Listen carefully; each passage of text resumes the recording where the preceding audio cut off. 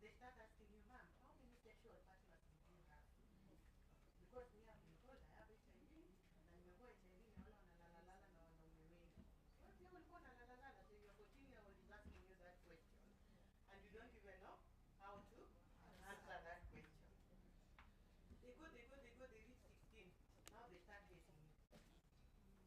They blame you for everything that is going wrong in their life. Akifail mtihani, ile ugonjwa yako. Akijaribu kudate girl, alafu akumbuke we, lazima tamwambia status ni hiyo ugonjwa yako. So it becomes difficult. Wacha sasa wafike 20. Unarudishiwanga dawa, unaambiwa we meza. Mimi siliamua nikufe. Wacha tu nikufe. So it becomes traumatic. You don't have a relationship with your own child. Wacha sisi when we had our babies, there was no drug. Wengine walizaa nyuma yetu wakapata drug nyingine inaitwa Kaletra. Mtoto wako anakuona na anatoroka akienda na ile. You know you can't even, your child cannot even allow you to hold them. So that is why, from my own lived experience, I used to say I will do everything I can to help another mother not to walk in those painful shoes. Ujaweka the stigma, you face the shame, the pain. You know when you go to the clinic, nini wote mmefanya, those days, watu walikuwa wanapata majibu ya watoto pamoja. So all of you, you've done everything it takes. Alafu unaenda unaambiwa huyu, ule mtoto ulikuwa unaona anagojeka, ako negative. Huyu wako healthy and bouncy, unaambiwa huyu hapo positive. Ulali, it is worse than getting your own status. Ulali. And so that the pain I bared, the shame I bared, and all those things that came with it made me say that I will do everything I can in my human capacity to ensure that other women, those days we didn't have solutions. So I said for a solution. And I think vertical transmission is the easiest to end. Tukiamua tu hapa Kisumu, hakutakuwa na mtoto amezaliwa na virusi. We can do it. Yes. Sivyo? Yes. It is just about addressing those barriers. Kidogo tunafanya watu wasiende hosi ama wasimeze dawa, because science has given us a solution. So it is up to us to take science and make it work for us. But during our time, ulikuwa unaambiwa tu. And then unaambiwa unaweza toa mimi niliambiwa wewe vile tunakuona utafika 9 months. Sasa we would advise you kwanza uende utoe hii mimba, alafu uone kama utakaa. And that time nothing worked for me, so I had the baby. So that's what I'm saying. In this time and era, some of us who have lived without shoes, hatutaki mtu mwingine anini apitie hiyo in this time. You know, during our days, I can always tell my child hakukuwa na dawa. But sasa mama atambiaje mtoto? What will you tell your HIV positive child? Because there's a time they will ask you, Mommy, why? Utawaambia nini? As tuko na excuse ya hakukuwa wewe utakuwa ni excuse gani? The mother right now you are supposed to support. What will they tell their child? Because I always tell mothers, when they are younger, they are nicer. And when they grow older, you have to answer very difficult questions. Utaambia watu nini? And so that is why we have to ensure that in Kisumu County, hakuna mtoto anapata virusi. Hakuna mama anakuwa na dilemma ya nitaambia mtoto wangu nini. Because in 2013, I had another baby. And I had the baby here in Kisumu County. And I received services here in Kisumu County. And my baby is HIV negative. Which means it's doable. It is very much doable. It is practical. Some of you have had babies who are negative. So we don't see why a mother at this time should have an HIV positive child. Ataambia watu nini? That's the question. Utaambia watu nini sana? Sasa kuna dawa, kuna hospitali, kuna support groups. Wewe utaambia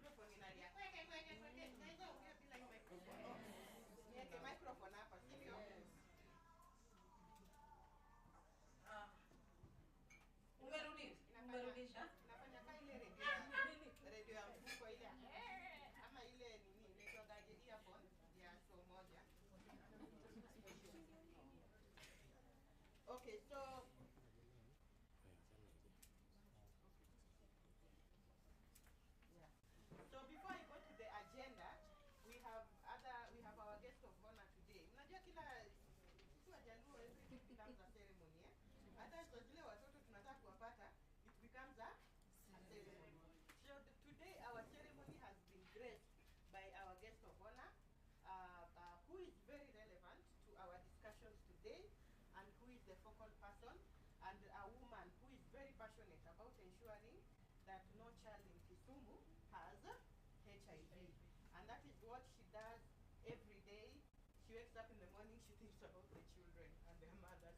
She wakes up in the evening and ambapo mama amepotea anashinda sasa hii ni mambo gani tena. But like for us, sisi tunasemanga, we do it because we have walked that shoe, and then we do it because if the systems are not okay, kesho bado tutahitaji hiyo system. But her, she has no reason to do it, but she still wakes up and does it, and follows up, and calls out to ensure that these children do not have HIV, and that their mothers are also healthy. Why don't we give it for the PMTCT focal person, Kisumu County, jamani.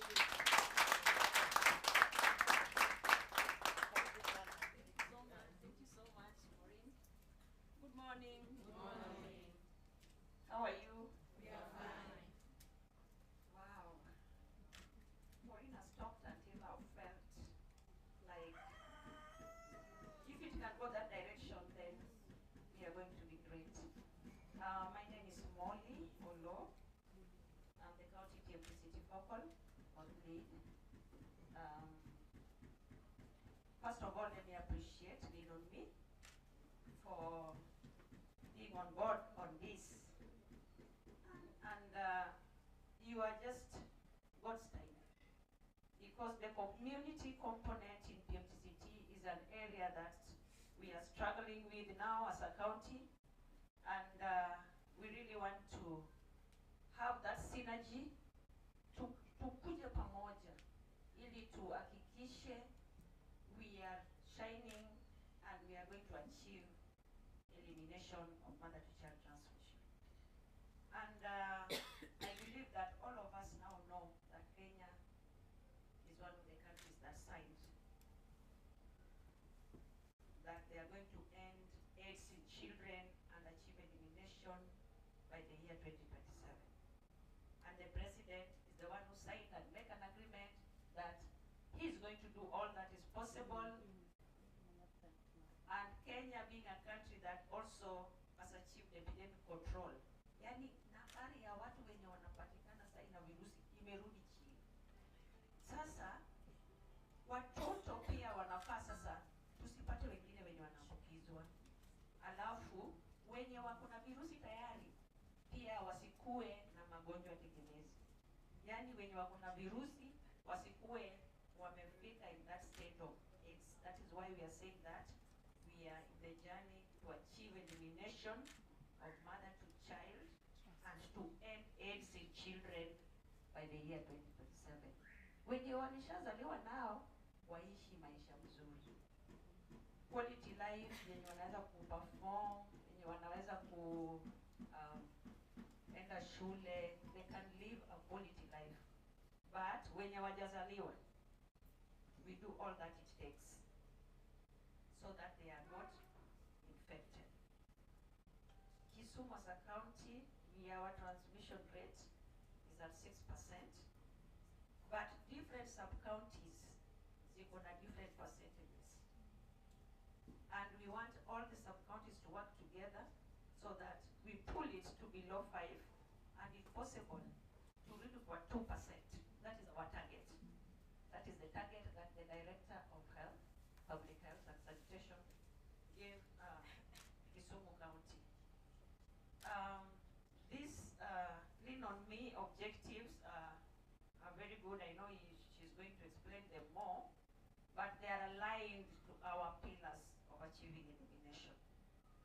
And I was very happy when I saw the objectives, because we are struggling with first ANC.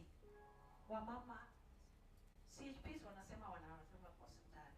Kwa hospitali ya watu waoni. Our coverage on ANC is low. We are not achieving. And this big team, yenye naona wanaweza, because they have done good things that I know, with the support of Lean on Me that has come on board. When I was called, I was like, Lean on Me, PMCT, when did you start, blah, blah, blah. But I got to understand that is when they want to bring that energy. And we believe that it is going to work well with our team. And we are going to mop up the community. We are going to mop our mama. Breastfeeding, pregnant, wote. Wakuje kwa hospitali. They know the SHV status. We start them on interventions at the right time. So that mama or watoto wasiambukizwe na virusi. Otherwise, I'm very glad to be here, to be part of the team. For the mentor mothers, I'm also privileged to meet most of you here. Missed opportunities we are still having. Wamama wanafika kwa facility, but they are not going back with their release, and you are there to offer psychosocial support. I know mamas wako na challenges mingi, but you are living the experience. You can feel them. So let us try our best so that we don't have missed opportunities on maternal heart. Let us try our best so that we don't have missed opportunities on infant prophylaxis. Huyu mtoto ameshazaliwa HIV exposed, mbona mtoto asipewe interventions? Because the PCR we are getting now ni 6 weeks wako tu vizuri, 6 months second PCR, third PCR mtoto ameseroconvert. Na huyu mtoto na mama mwenye wamekuwa wakija hospitali. I believe that you have that passion, you have the skill ya kuona huyu mama kuna hii challenge. Huyu mama anaweza kuhudumia namna gani so that nimsaidie apatie mtoto dawa vizuri. So far as Kisumu County, we are ending July, and this meeting was timely. The first day of August. Yeah? So we are blessed also to have the month of August with us. And we are leaning on Lean on Me. Yeah? So far we have 13 children who have seroconverted from January. Watoto 13 are already infected in Kisumu County. Huyu mtoto ni mtoto wako. Ungependa huyu mtoto akuwe mtoto wako? Ungependa huyu mtoto akuwe mtoto wa sister yako? So let us, I know we are doing a lot and I really appreciate, and I would just urge that we continue doing more so that we can achieve. I know comparing this year 8. Okay, come back. I hope I'm loud enough. Am I? Yes. Yeah, so I like telling stories. I read a lot about PMTCT and what other countries are doing. I'm always just curious to see who is getting it right and what are they doing. So there's a time we were told Botswana was doing very, very well. And I have friends in Botswana. So I told them, why don't you invite me to come and see what you guys are doing? And I went to Botswana. I actually finished a week walking from one project to another. It was the PMTCT. And one thing I learned is that they had a very, very strong program of women living with HIV who deliberately said, hakuna mtoto mwingine atapata virusi. We are stopping this. And they were working very closely with the healthcare providers. So they make sure they are mopping the community of the pregnant, they used to call it pregnancy tracing, ensuring they are linking the women, addressing the fears. They had very strong support groups at the community level, and then also ensuring that they are linking to facilities so that these women are receiving services. And the facilities would tell them a day after that, Jana, we were expecting these women, these are the allocators. They didn't show up. So can you find them and bring them back? And they would find and they would realize that women didn't show up because they moved towns, but where they are, they actually went to hospital. So again, they could even tell, they could like literally follow a woman to the, amehama Kisumu, ameenda Homa Bay, ako linked. And then they bring back to the facility and say, we found the woman, she's in Homa Bay, but she's already linked to services. And Homa Bay are supporting her to stay on care. And I thought that is something doable, even here in Kenya. Kama Botswana if Botswana did it, we can did it, you know. We can did it. But anyway, on a light note. But that is what I learned from Botswana. I also went to Uganda, and I realized they have also started forming very strong groups in the community of women.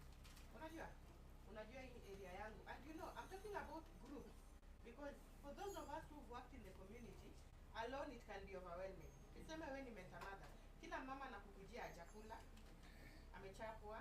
You know, it's a lot of things for one person. And the reason we talk about groups is so that you can come together and let out, you know.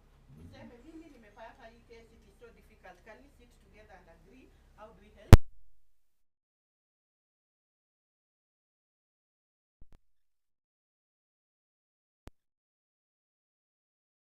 To the child. I also learned that HIV is still incurable, yeah? That is why it is stigmatized. Most people hawajatoka kwa ile language ya ukimwi inaua wacha usherati. You know.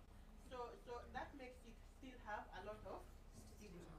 And many people do not want to identify with living with HIV. That alone is a barrier. Ingekuwa hii kitu ni malaria, and we are moping with all this effort that we have put over the years, hatungekuwa tunaongelea tena. Because malaria, nikiwaambia sasa hivi nina malaria, you will not blame me for having utaniambia mbona kulala kwa net. Si ndio? Hautaniambia ati mbona unazurura usiku, mosquitoes zinafanya nini? Zinakuuma. Usiku unafaa uwe ndani ya kitanda kwa net. You will start sympathizing, utaniambia oh pole, umepata dawa, nini. But nikikwambia leo niko na HIV, you swift how you look at me. Immediately. You swift how you look at me. Hata uliza mtu karaimbeni. Hey, yeah, watu karabili dine kujite. You know, because she's the leader of intercessors in our church, eh? Praise and worship. Kumbe pia yeye kuna hii kitu. Sengine hata muipati jina hii kitu. So it tells you that it is a condition that is stigmatized. Na lazima tuanze kufikiria how do we get people overcome self-stigma. Ingekuwa tunaweza address societal stigma, ingekuwa poa.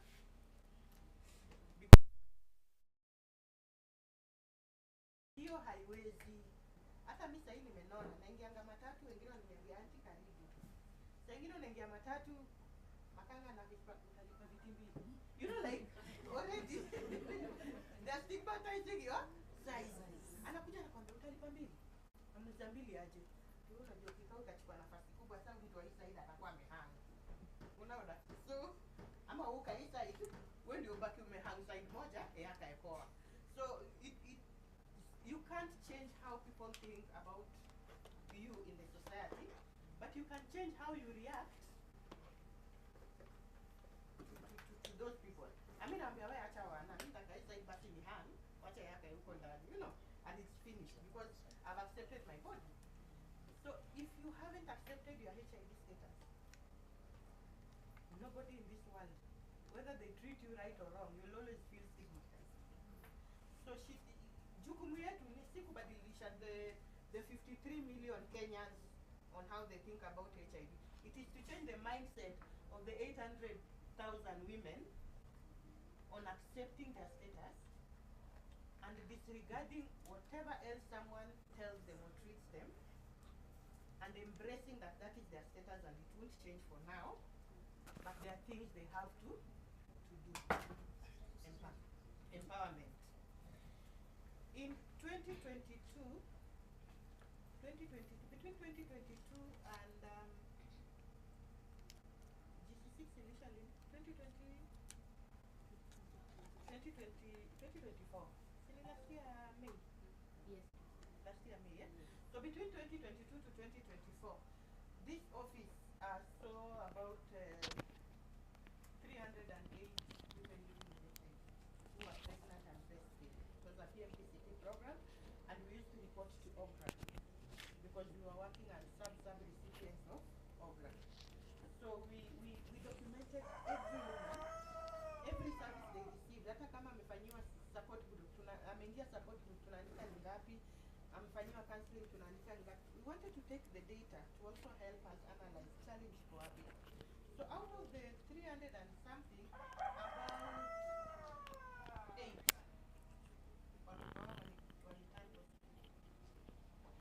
but we worked with every woman, you know. First PCR ni ngapi, viral load at birth. Unajua, what is your viral load during breastfeeding? We kept monitoring the women. So out of the women we saw in Kisumu here, 11 turned positive. And we could trace where the challenge was.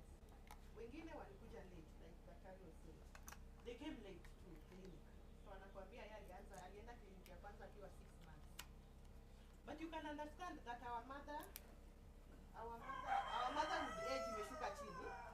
Sisi wa mama si kina sisi. You know, right now if I got pregnant niende hosi nitakuwa na stress because you have very little girls, 15-year-olds. Sasa unakaa kama nyanya yao. In fact, Nata anakuambia wewe tuonyeshe huyu bila yake matiti kwa mdomo ya mtoto. You know, like they're looking at you as, you know, their grandmother in the room. I remember me, I had my baby 12 years ago. Nilikuwa pale Nairobi. And the girls I had babies with mpaka nikajiambia, why sitarudi hapa? Anakuja, hey, hebu kaoni vile kana kaa. You know, and I'm like, where am I? Who are these ability parties? I think, hey, ninakaogopa. You know? So our motherhood is very young. And most of the time, these pregnancies are not intended. So after ficha kwa nguo, after funga tumbo, instead of going to the clinic, you know when you're married and you're waiting for a child, una miss 2 period hivi, mbio. I remember when I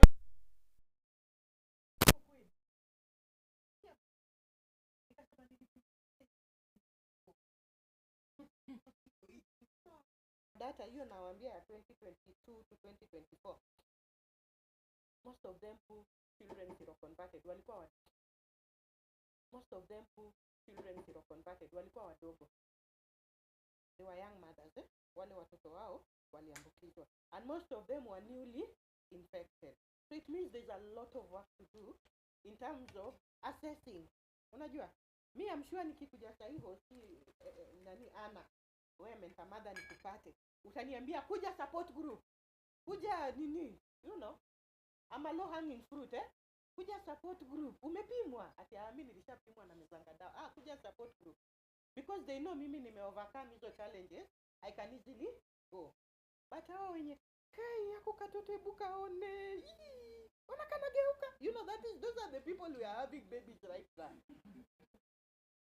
And you know, she would touch her baby. This one was funny. Anafanya, haya unakamiinua mkono.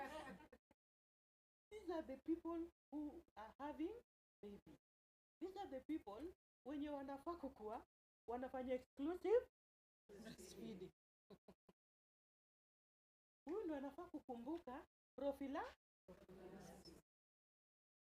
Yeye mwenyewe bado hajajielewa, si ndio?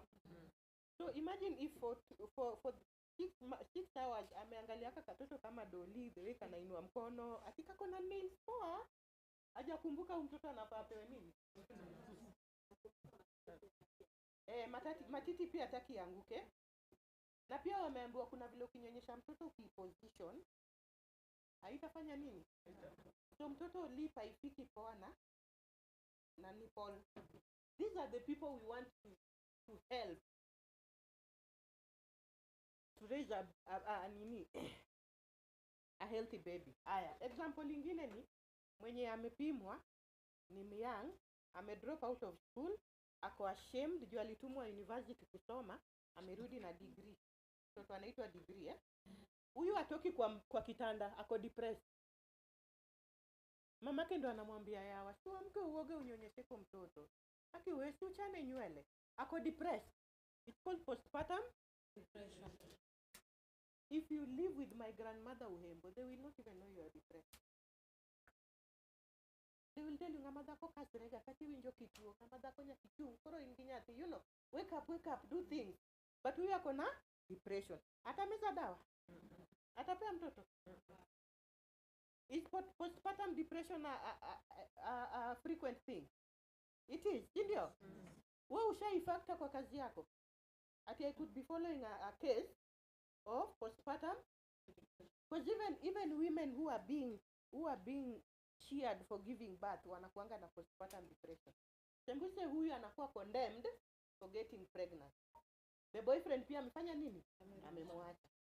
Hosi pia akienda natibiwa last sijua hajakuja na partner. Partner ni bwana ya mtu. Hata bebaji bwana ya mtu.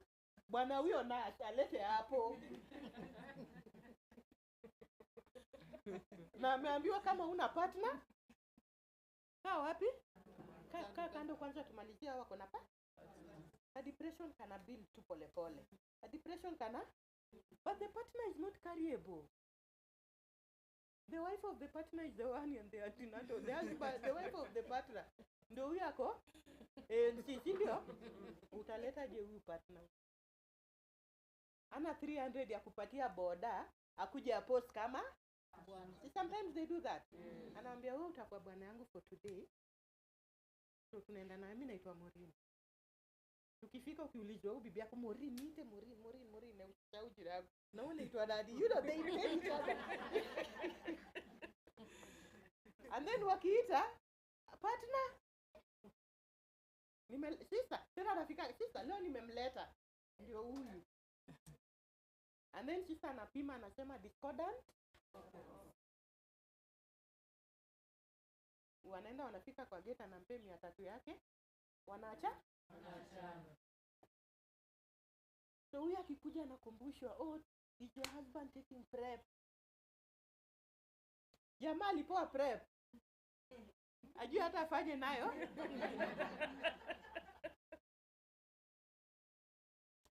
Jamaa amekuwa educated how to accept the. Na kama ukienda nyumbani, unafanya nini? People are distorting this data. The other example I'll give you. We are dealing with very difficult situations and you must tell me today how we are going to address them. Nimepewa, bwanangu amenituma. Mimba imefika aje? Enda upimwe nione kama unahanyanga. Tunaenda clinic. Pimwa nione kama unanihanya. Ninaenda ninapewa mother baby book, naenda hiyo process yote, alafu wananiandikia siroria active, ndio? Alafu naangalia mwingine hapo imetoka aje, ananionyesha, you know when it's non-reactive, the people show you, ananiambia yangu iko sawa, non-reactive, naona even ndio inaandikwa sawa. Hiyo nimeenda hiyo hospitali kwa hapa karibu na stage inaitwa district ama stage inaitwa aje county KCRH. Natoka hapo napigia mtu Russia, bado wanachukua mama wageni Russia. Naenda kwanza ule ako na ile kitabu kubwa hivi, anachukua tena details, ananiandikia mother baby book mpya, si ndio? Inatumwa kwa lab tena. Sasa siendi lab. Si walishaniandikia. Zile zote naandika vile ziliandikwa hapa kwa HIV. Naenda kama ya ule non-reactive. Alafu kitabu kingine utupi mali inaweza hata uchomi inaweza jichomoa. Pit latrine. Unabaki na nani? Unaekea mzee kwa meza. And you know you are the VCT of that man, Anafika anafungua hiyo page. Wanajua page? Tuko sawa. Nilikuwa naambia watu. Tuko sawa? Now these are the people that are adding numbers. And if you look at it, shida bado ni, we are trying to analyze the problem. Shida bado ni ile, see? And fear of the unknown. Labda hata mzee angejua kuposti, labda huyu mtu alishajua. But hakuna vile ambie huyu mama. To throw the blame anamwambia enda uchukue, upimwe nijue kama unanihanya. And then analeta kitu imeandikwa non-reactive. And the guy says now I can't disclose because sijamwambuki. So akienda na hii mother baby book atarudi wapi bado? Russia. Sasa ametoka huko kabisa. Ako wapi? Russia. How are they handling her? And then because she knows another test could happen in between, anakata nini? Clinic. Hata mwingine aliniambia niliumwa nilivumilia. Kwa sababu alijua anaweza enda hospitali afanye nini? Apimwe. Aliumwa alivumilia mpaka kazaa wapi? So most of the people who fear the hospital, it's very suspect. These are some of our targets. You kama unajua uko sawa, hakunanga shida sana. But if you suspect anything, maybe you don't know but you suspect. Hawa wanakuanga na kauoga. They become a bit scared. Wanaona nikienda hosi naweza pimwa. Na huyu msee between this guy I'm staying with and the other guy, I'm trying to look at them. The other guy anakaa amekonda labda nilikuja nayo. So yezi kuwa huyu. So wako na hiyo tashwishi hapa ndani. Je, nipimwe huyu atoke negative. So those are the people who will fear. If you see anyone who is hesitant to go to hospital, huyo ni candidate mzuri sana, mkwamilie. So it is because of such scenarios that we are working to strengthen community response. Hospitali isipokuwa nini? Isipokuwa sometimes talk out of a few things like testing, PCR, the services are always there. Sijai ambiwa ati mimi nimeenda nimepimwa, nimeambiwa siwezi anzishwa dawa juu dawa haziko ama tunangoja mtu akufe ndio niende niwekwe. You know kitambo ilikuwa hivyo? You would wait for someone to die ndio uwekwe kwa when they were starting treatment. Ilikuwa kidogo. But right now there is treatment for everyone. And I always tell people if you want to achieve success, don't look at many parameters. Kama mimi nilikuwa naomba tuangalie tu viral suppression. Ensuring every mother is virally suppressed during pregnancy, during breastfeeding. Ako virally suppressed. Hiyo ndio muhimu. Because unasemanga nimempeleka amepewa dawa. Okay, but is the dawa working? If they are telling us that PMTCP intake is 98%, and then they are telling you how many children, na unajua PMTCP intake wanasema ni 98%. It is mothers who are tested wakawekwa kwa da. But if you look at how many children are infected, hii hesabu haishikani. Unasema why is the percentage so high and the infection also so high? Why? And it is because kupatia mtu dawa doesn't mean anaimeza. Umempe prophylaxis ya mtoto, it doesn't mean anafanya nini? Anampatia. So we need to work towards wamama wakuwe virally, hoping that we mwenye unaenda kumsukuma pia uko virally suppressed. Because with viral suppression we will significantly reduce hizo maambukizi, si ndio? Hata kukikuwa na kastoka out kadogo, it will not shake the baby so much because the mother is virally suppressed. So that is the main objective of our meeting today, to ensure all pregnant and breastfeeding women are virally, because that is the ticket to reducing this new infection. Mali hakuna virusi, hakuna maambukizi, tunaambiwa U is equals to U. And though it has not been proven for pregnant and breastfeeding women, mimi sijaona mwanamke alikuwa virally suppressed mwenye ameambukiza mtoto. Mwenye ako virally suppressed at birth, sazile anaenda kuzaa, and during breastfeeding. Kuna mali kulikuwa na bleed. Viral suppression means there is no virus.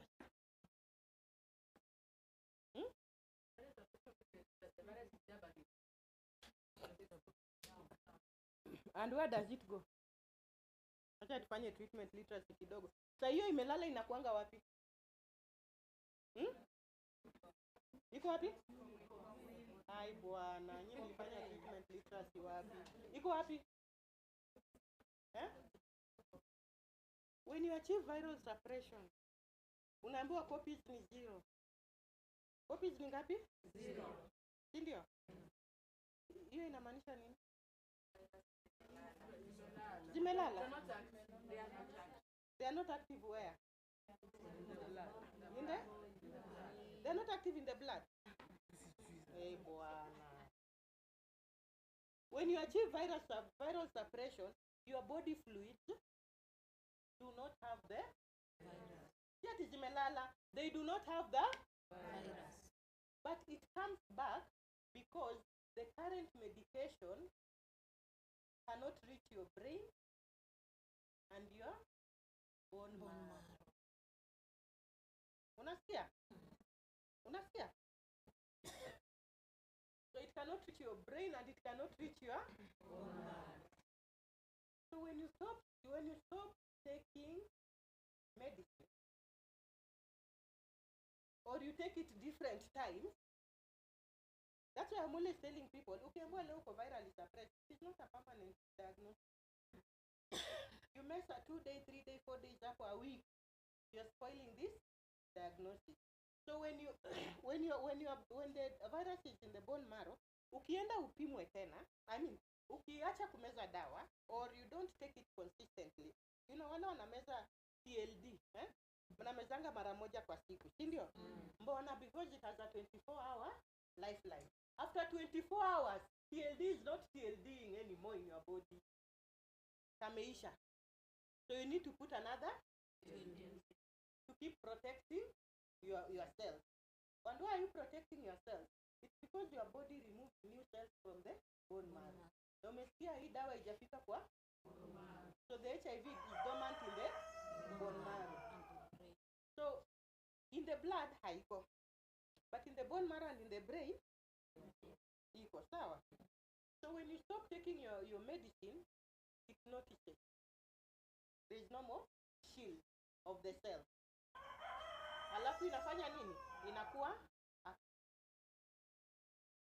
And then when your body produces new cells, inakuja ziko na effect. You get that side? No. But if you are virally suppressed and you are bearing, my friend, you cannot infect. You cannot. You cannot infect another sexual partner, but you can also not infect. These women who are infecting their child with viral suppression, it means immediately they got their results. Haifanywangi kila siku. Unafanyiwa, alafu there is a period of time before the next one. This period of time, afanye nini? Hayuko consistent na dawa. Alafu kuna hii kitu inaitwa blip. So that is why you have to be very consistent with your medication. Alafu another thing, let me tell you we do. Niwaambie. Wacha niambie hao ndio wananipea information. Another thing we do, TLD works magic.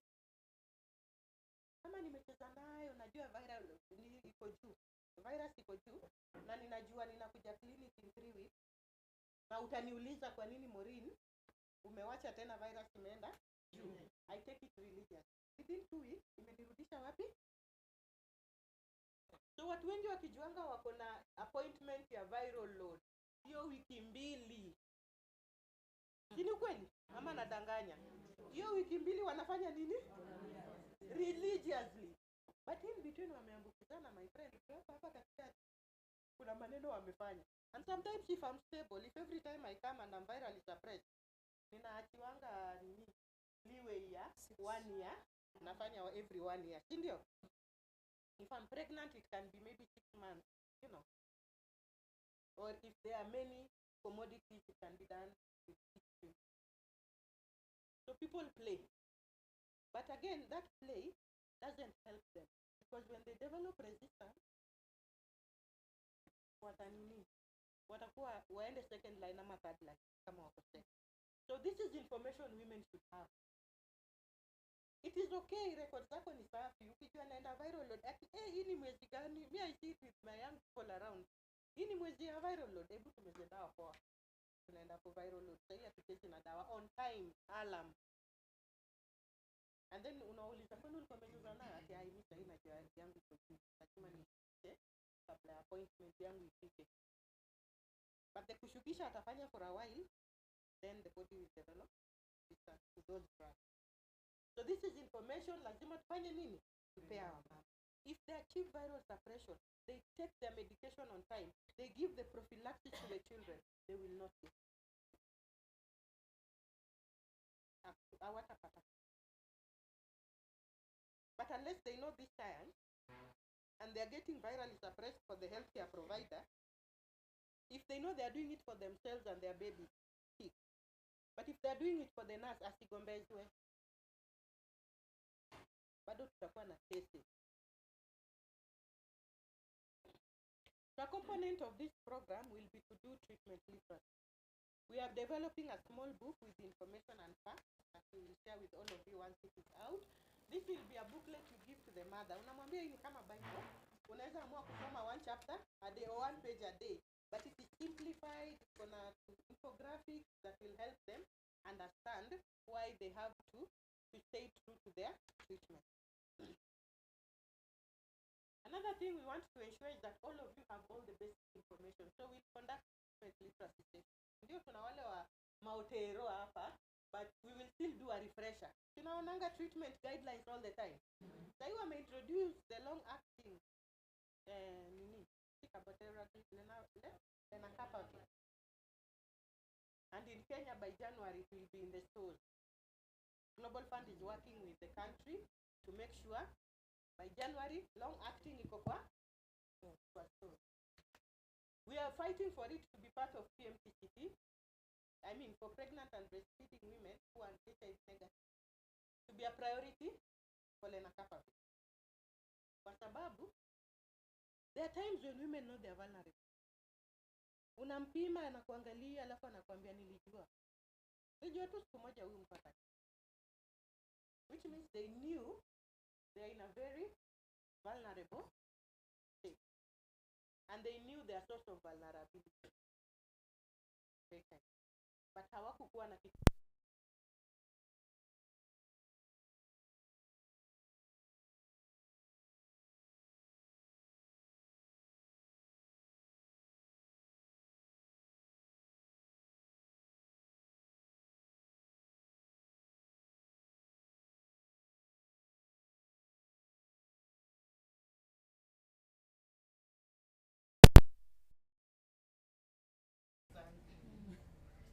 Na hiyo ni 3 days. So this one you want to give someone continuous medicine every day, they are fine. Utampea kwa project umwambia pili utaendea Russia ama unasema ni project? Yes. Apange line for the whole day. Afike kwa daktari. Mimi nimekujia. Alafu anapewa miezi ngapi? Tena aende aombe ruhusa, labda inapewa kama Monday to Friday. Tena unajua ni kuomba ruhusa kazini. And you're fine. Kenya. Hata kama health check atufanyangi, even our doctors, some of them don't do I went for a full medical check-up. They checked my teeth, they checked how my heart is beating, my organs, my skin, my eyes, you know. Atuendangi, macho ikatai kuona kama yangu, ndio kimbia utafute, upewe miwani. But that is if it has refused to see, mpaka unaweka vitu hapa. You get malaria, unasikia headache in a day, unasema, leo sisikii poa. Ginichalo ni malaria. But you will wait, Kesho ni really pod bara. Wateme kipanadol, ane. Na umejua umetoka mosquito zilikuuma. Day 3, ndio unaanza, umeshindwa kuamka, ndio unaenda wapi? Hospitali. So that is why PrEP doesn't work. But if we get this long acting, you know, for 6 months you're away, na inafanya kazi kwa mwili, it is okay. And we are also asking pharmaceutical company, we had a meeting with Gilead, if they can get us a long acting prophylaxis. Ati mtoto anazaliwa, anatoka hosi kama amefanya nini? Kabla kutane na matiti ya mama, anafanya nini? Anadungwa. Anarudishwa tena akikuja kuchanjwa at 6 months, anapewa ingine. At 1 year, akiletwa tena ku finalize immunization anapewa si amemaliza. Hii ina expire akiwa 18 months. Huyo mtoto Mtoto wako safe ama hayuko? So we are praying for those things, but before we get them we have to work with the daily prophylaxis na mama kukuashua anameza dawa. So those are the challenges we are facing, and these are the challenges we need to address. So the objective when we live here, what we want to do is first of all to find those who are missing. The missed opportunities. Tulisikia hapa focal person akisema we have a lot of missed opportunities. When I went for my antenatal clinic ya mtoto wangu mdogo, tulipewa kitabu nini, tukaenda mahali pa kupimwa. So there were I found some 8 girls seated there. And then I asked them, mshapimwa? Wakaniambia haya, hapa ni kupimwa. Nikamwambia ati sisi tulikuja hapa, hatukujua, tuliambiwa tu tukuje hapa. And then nikasema ni kupimwa. And then we start having a discussion about kupimwa. The girl who was inside akatoka akilia. Mwingine akauliza, ulisema wanapima nini?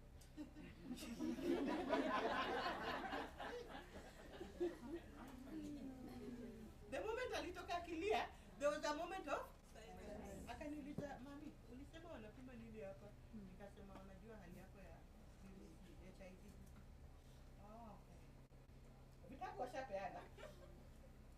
Akaamka. Mwingine akamuuliza na Kijaluo, iwe bugi. Akasema bugi ni wakumara wa wadani. Ndio na yude hospitali.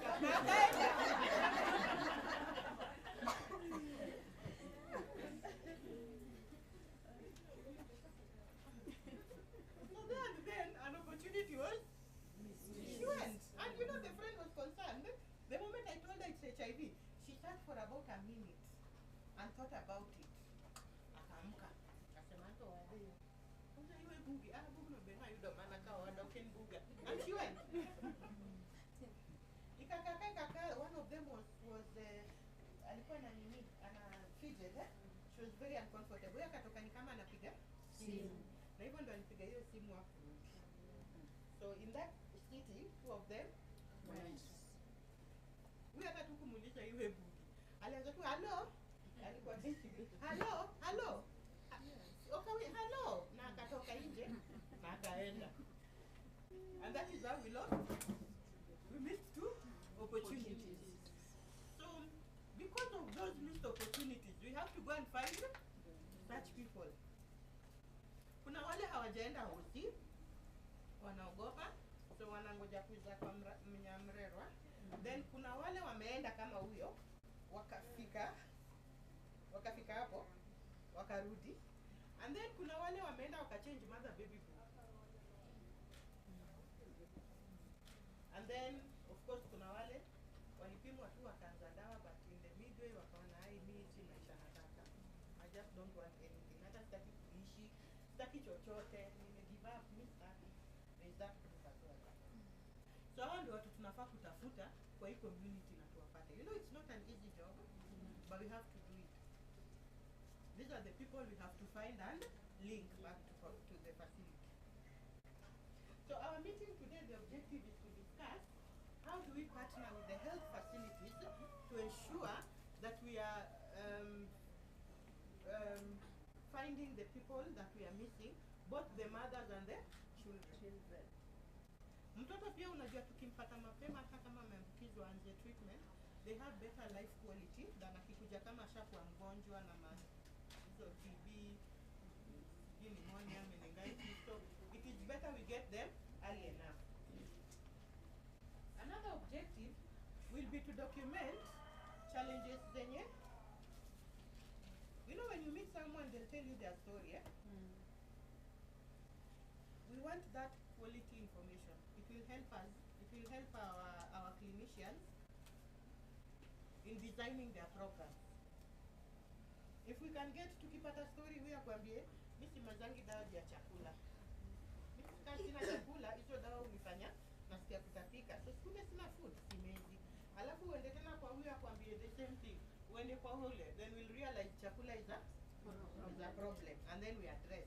So we want to hear the stories of the mothers we find. What was the problem? So so that we can use this information to help our clinicians to package their interventions in a way that responds to the needs of the mothers. Then we want to strengthen relationship ya facility na community linkages, so that the facility staff, they know where to send women who need additional help. Maybe mtu ataenda huko ambia hata mimi vile nimekuja hapa hata nimefukuzwa kwangu, sina mahali pa kulala, naenda kutoka hapa na sijui naenda wapi. Yeye mwenye amekaa kwa facility na kuna other 80 patients waiting, they can only tell them juu nafaa kuona watu wote, nataka kukutuma to a certain group or a certain need, uende uone kama watakusaidia. But as you have to call them and say, ule mama ulituma kwangu amefika, tumempatia ABC, ndio pia kwa record zake aone kweli alirefer and the referral is complete. Unajua? This is so that next time akikutana na huyo mama anamwambia yeye nilisikia ulifika and they helped you. So we want to find that strong network between facilities na community. Ndio maana all of you who came here are linked to a facility. Yeah. So that unajua saa ingine they send women to us, then we help them, alafu hiyo story imeisha hapo. Tunamwambia support group yetu next ni Thursday mkuje. But wale hawajui kama huyu alipata help ama hakupata. Kitabu yake bado iko pending. I referred for services at Linon. Linon has not got back to them to tell them she came and this is what we did for her. Another cohort that nilisahau kuambia ni wale intentionally they dropped out of care, or they just out of challenges they face, they dropped out of care. Wamekaa nje kidogo, they want to reconnect but wanaogopa. Unajua? Hata ulizwa I know someone who stayed 2 years. Tukienda akirudi huko akaambia faili yako tulifunga. Faili yako tulifunga. So they fear these things, eh? So how do we accompany them? Tunawambia usijali nitaenda na wewe. Then we can sort out the problem, urudi kwa care. So there is that cohort as well. So those are the things we want to do. We want to accompany those we refer who fear going back alone. The healthcare providers. We want to trace missed opportunities na tuwarudishe wapi? Hospitalini. And come back here and meet again and decide how do we scale it up? Where did we oops that we need to correct? And what can we do better that we didn't do in the 12 weeks? So this is a project for 12 weeks funded by UNAIDS. And they want to do more, but they started with Kisumu. And they said if it works for Kisumu, because Kisumu is a unique county. The reason Kisumu is unique, kuna urban, kuna peri-urban, na kuna rural. You know, so they want to see where these challenges are within the urban girls, the peri-urban and rural. If they had done it in Nairobi, tungepata tu watu wa urban. Challenges are watu wa rural women hatungejua. So that is why we are doing it here. And therefore the stories are very, very important for us. Those human stories, hizo tunataka. Those are the ones that will help us understand and move the needle. And then you're coming from the areas where you live, where people know you, where you work, because we want people to trust you. Trust is very important. Mtu akiwa trust ndio wanafunguka. Mimi yenyewe nimewafungukia na hata si trust watu wengine hapa. It's okay. But wale wa mama, they will want to talk. Unajua, there's a time we held a support group for facility na kwa community. The same people, I was trying to show Pepper something. So I told them, carry the same cohort to the facility, then let's bring them here and have the same discussion. Kwa facility wote walikuwa na meza. Unakumbukanga na nini? Simu. Huyu, my husband. You know, everybody had a treatment body. They knew when to remember medicine. Mtoto unampatia aje. They knew, man, it was perfect. Tukaiteremsha tukaleta hapa. Mtu anakwambia, hey, mimi hii mwezi unajua nice sijameza dawa. What happened? Nimepelekwa kwa mother-in-law. Nyumba ni ndogo hivi. Nitaeka dawa wapi? kupatia mtoto ni Shida. ataniuliza hiyo ni ako tu na mimi hapa, ako tu na mimi hapa. Mimi naona ni kama anajua kitu. You know, like, but you said uko kwa facility ati unakumbusha na simu. Hata wewe ulituambia simu. Sasa hii mother-in-law, you know. So it is about hiyo space inakaaje. And they told me the reason they stayed there is because the nurse alikuwa hapo. And when they started treatment, walisikizana na nurse. Akakuja akaambia nurse, nitatumia simu kunikumbuka. So wakisema hawakufanya, it looks like betrayal. It will spoil their relationship na nani? Because we had an agreement. Mbona wewe kuenda unanidanganya na kuenda kufanya? So that is why they had, tulidanganya tu kidogo, unajua tulisha promise nurse tutakuwa tunaweza. Sasa alikuwa hapo, hakuna vile tulisema tumezani. Lakini sasa hapa tusaidieni. So again, if that trust, that is why we have brought people who you know. We take you to your area, to women who know you, so that they can be, there's a level of trust. Atakwambia Anto ginigaja, wakane kama mwenye kile batatemo, you know, like they'll tell you the truth, and then you know who you, she needs help. And then, like I said, the M&D person said we are creating a reporting tool where we will report, and we want to align the reporting tool to the data that also the hospital needs, so that if we find 10 women, they also have 10 women. there's a project I was supervising long time ago. I was working at Kofa, and there's a project I was supervising in Mombasa. The numbers they got were bigger than the PMTCT need in the county. Alafu nauliza unawajua? Nawajua mimi. You know ni hii ya kuandika numbers eh? Hakuna mahali umeka jina hawa mama. Anyway, the PMTCT need is 200 and you have 800 mothers. Who are these other women? Unaenda Kilifi? Hapa Mombasa.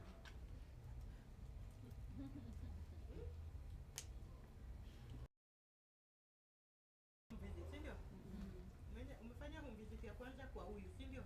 Hamkumaliza hiyo conversation. Then you went back to her again. Alafu natuandikia ngapi? 2. I met 2 women. Mkifanya hivyo namba ita exceed namba iko kwa county. So we will take you through the reporting tool and show you how to do. Because sasa hii nimesema tunakuwa na hii meeting. Let's say we are 30. Alafu nimesema after how many weeks? 12 weeks. We are meeting again to take stock. Si ndio? Tena niandike 30. Alafu niseme 60 people. Ni 60 kweli? Kili bado tu wale 30. And then the person who is receiving will be amazing. We targeted 30 and they did 60. So we will show you how to report in a way that you can say this is a repeat client. It's not a new client. So that we get the exact numbers. Atutaki. The thing about this project is we want honesty. CHP, there's a time I was at CHP, unakumbushwa report, unakaa, report, unaenda unakaa chini ya mti, unaanza kufigure out. Nikiandika 8 haitakaa mbaya sana hapa wacha niandike 12. Alafu wacha nifikirie shida. You know your self support groups, you listen to people's situations, hizo ndio unachapa kwako ka report. Alafu unapeleka unapewa zako.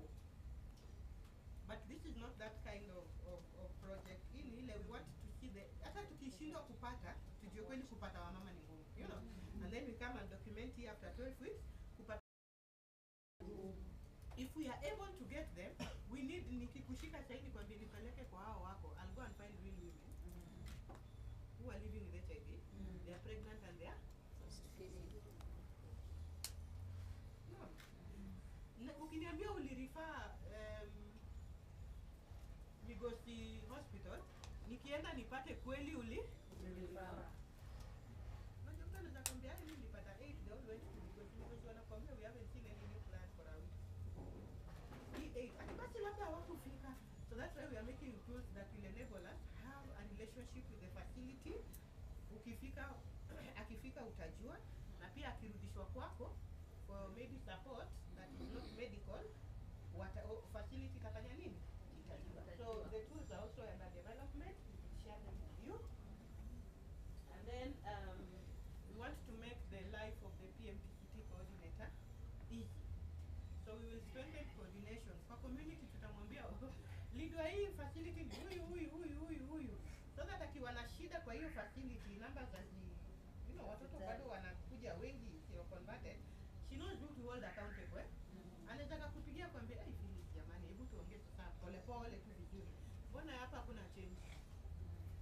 Because we are hoping that in 1 year, if we do it well and then we continue for 1 year, we need to see there's a reason why we did this job. Atuambie when you walienda Jotiera, we used to report 10 new infections every month. Now we are reporting 2 or 0. Because 0 is possible. See, 0 is possible. So those are the kind of conversations we want to have with her. We want her to come here 1 year later and tell us, I'm happy. Challenge tu ni hapa, but huku kwingine tumetengeneza. Because I always say for a PMTCT intervention is like a 3-legged stool. We must find a strong health system. Tukienda pale, tusitume mama kupimwa alafu ambapo hakuna test kits. So we want a strong health system. And then we want a strong community system. Mali kwa community. Kama alishika kaniongelesha ni kama hataki. So we want a strong community system, a strong health system, and an empowered client. Hizo ndio zinakuanga success. Ni kama client hayuko empowered, hizi mbili hazitafanya. If the health system is not strong, the community system will not succeed. If the community system is not strong, the health system will struggle. So hizi tatu lazima zikutane. Ukiwa na mama, mtoto wa kwanza, mental mother. Mtoto wa pili, mental mother. Mtoto wa tatu, mama kwa empowered. Baada vipi tunafaa kufanya? Baada nangoja mental mother mvurute, ampeleke hospitali. We want to make it so much so that the mental mothers will only be doing counseling. With HIV counseling is constant. Tufanye wanawake wakuwe empowered, mpaka kazi ya mental mother ni mental health support. Psychosocial support. Asiku we umezaa mtoto, umeenda na yeye umenyonyesha nini, mtoto ametoka negative. Umeenda graduation. Mtoto wa pili tena tunakutumia mental mother. Hii yote ukusoma hii yote. Huku juu unafaa umeze dawa, huku juu unafaa keep appointment. So we don't want the work of mental mothers to be coming to your homes, knocking and pulling into the facility. Wacha wafanyie newly infected clients. But you need, what I'm telling you is that we want you to empower that client. Isikwe tu ukikutana na yeye, ukikaongea na yeye home visit, ni story pia story changi. Chemo. Hivi tu. No, it's not those conversations. We want you to have conversations such as, do you now understand your treatment? Unaiweka wapi? Have you disclosed? Are you safe? Conversations za kusupport psychosocially. But si ati mental mother akuvurute mimba ya kwanza. Akuvurute mimba ya tatu bado anatumwa na loketa yako. Hapo kuna shida. Na hata sisi kama community tuko na shida. Huyu mwanamke mbona tumeshindwa kumempower? Because what we are foreseeing in the coming future, we will not have the luxury of having mental mothers. Itabidi mwanamke ana virusi ya jitu. So we need to empower them to be able, when donors all leave, waweze kujituma. That's why I'm saying we need an empowered community. So part of this program itakuwa hizo treatment literacy, adherence support, making the woman understand what package of care they need to receive and they should adhere to. Then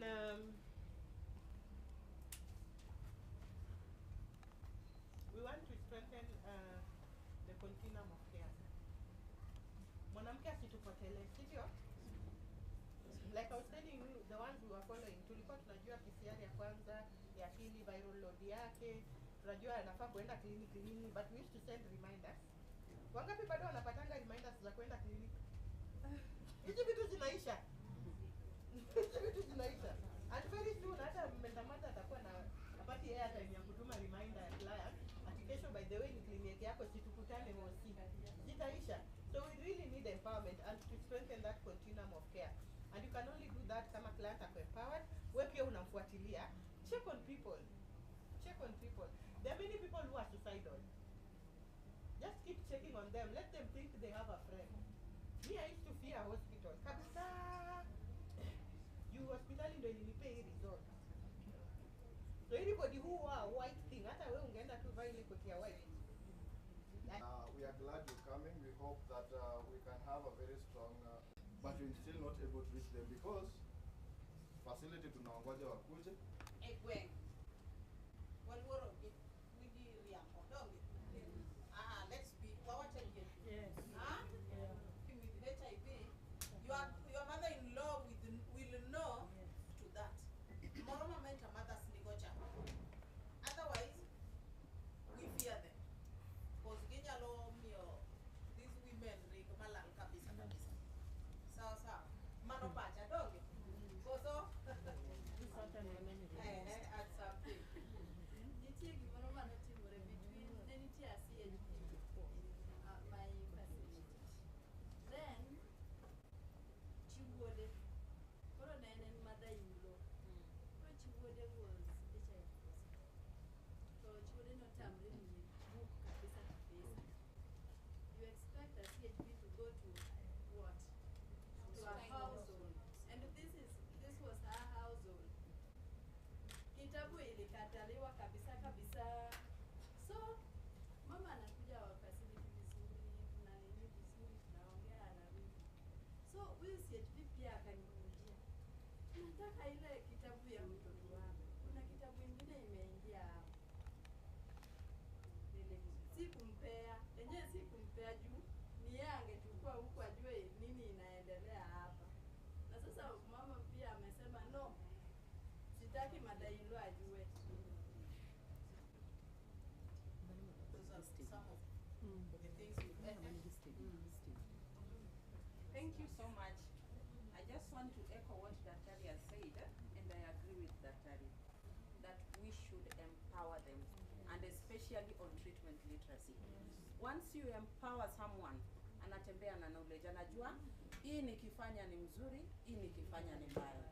What we did in the past, CHPs were never empowered. Na walikuwa wanachukuliwa tu, kuja kuna kazi hivi na wanachukuliwa hivyo. But now if we give them the right information, we tell them the reason why we are involving them in this, we will achieve what we want. Thank you.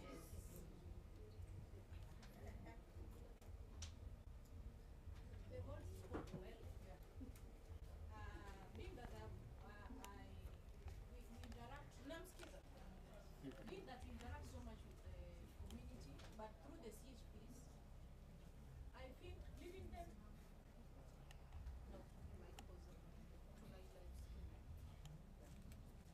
Okay, sorry. My name is Masari. I'm standing in for Classical Kisumu.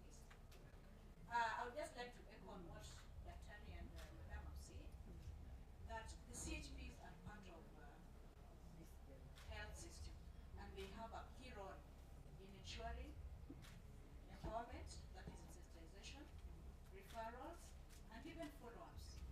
And in case of doing those tracings, they are the right people. By just mentioning a name or two, you'll be able to get the right answer. So what they need to know is which units they have to get with some information. Some of these things are people's nature, like talking too much, failing to keep secrets. Wengine hata yao wenyewe hawawezi keep. So how do you expect them to keep the other one? Only if you tell them the importance of the unit and the repercussions of spilling it when it's not necessary. So let's not bar them out by saying that they will speak. Not all of them speak. Let's also not bar them out or prevent them from being part of this activity with the fears. To me, I still say they are fears. Because if you put them in the right track, they'll do the right thing. So I think they are key in this activity and ensuring its success. Because after, you can't empower the community without the CHPs. And you won't be able to trace these people without the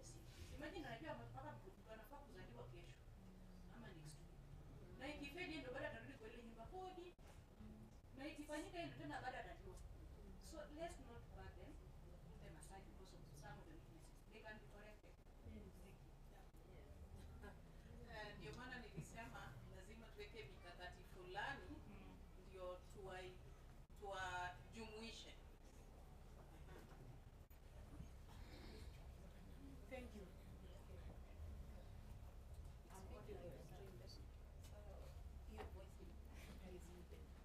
It's okay. I'm Martha Ochola. I'm a chair. I coordinate community health services at the community level. So CHPs are playing a very important role at the community. I spoke with these people. Hao watu mnasema ati ni wagonjwa, amezi dawa, akona mtoto, the viral load iko suppressed and blah blah. CHPs wanajua vizuri sana. So you know these people. When you go to household visitation, lazima tuangalie mother child groups. So kuanzia hapo tutajua. We will know. There's a case where sikufurahia sana as a chair because I received a call from a colleague from Nyakach. Alikuwa ananiambia ati nitie mama moro mama anyo nisho loko mtumba katito kae then olalwa so I'm being told be in area mali. So please help me find this woman because Manyata is big, so my area is in Magadi. And she told me that that woman ameisha ametoroka amekuja Magadi. And she was supposed to find some details in Yarudi kwangu, but she did not. So I received a call from the county, from Mr. Zadok. Martha, we are looking for you. Kuna defaulter, ako hapo kwa area yako, and this woman is pregnant. Amepotelelea watu wa Katito. And before Zadok anipigie, tayari I'm receiving a call from a CHP informing me that kuna jirani amemwambia kuna mama anatafutwa from Katito na ni jirani yake. So tayari imespread kwa hiyo area. Kuna mama anatafuta and she's a defaulter. I called back the chair mwenye alikuwa Katito. Chair kaniambia mental mother walikuwa supported na watu wa CHEP and watu wa CHEP saizi hawako. So ndio maana amepotea, kumpata ilikuwa shida. So you see that channel ya communication walikuwa wanatafuta mama. Ilifanya huyu mama akasikia anatafutwa na imespread kwa community, akahama tena. I don't know where she went to. So I think kama ingefika kwangu, then I look for that CHP mwenye ako kwa hiyo area to save that situation. So I think it will be important if we involve CHPs via this exercise. Thank you. Okay, for the sake of all of us, when we are referring to those who have interrupted their treatment, let us not call them defaulters. Let us call them treatment interrupters. Okay. The floor is still open. Thank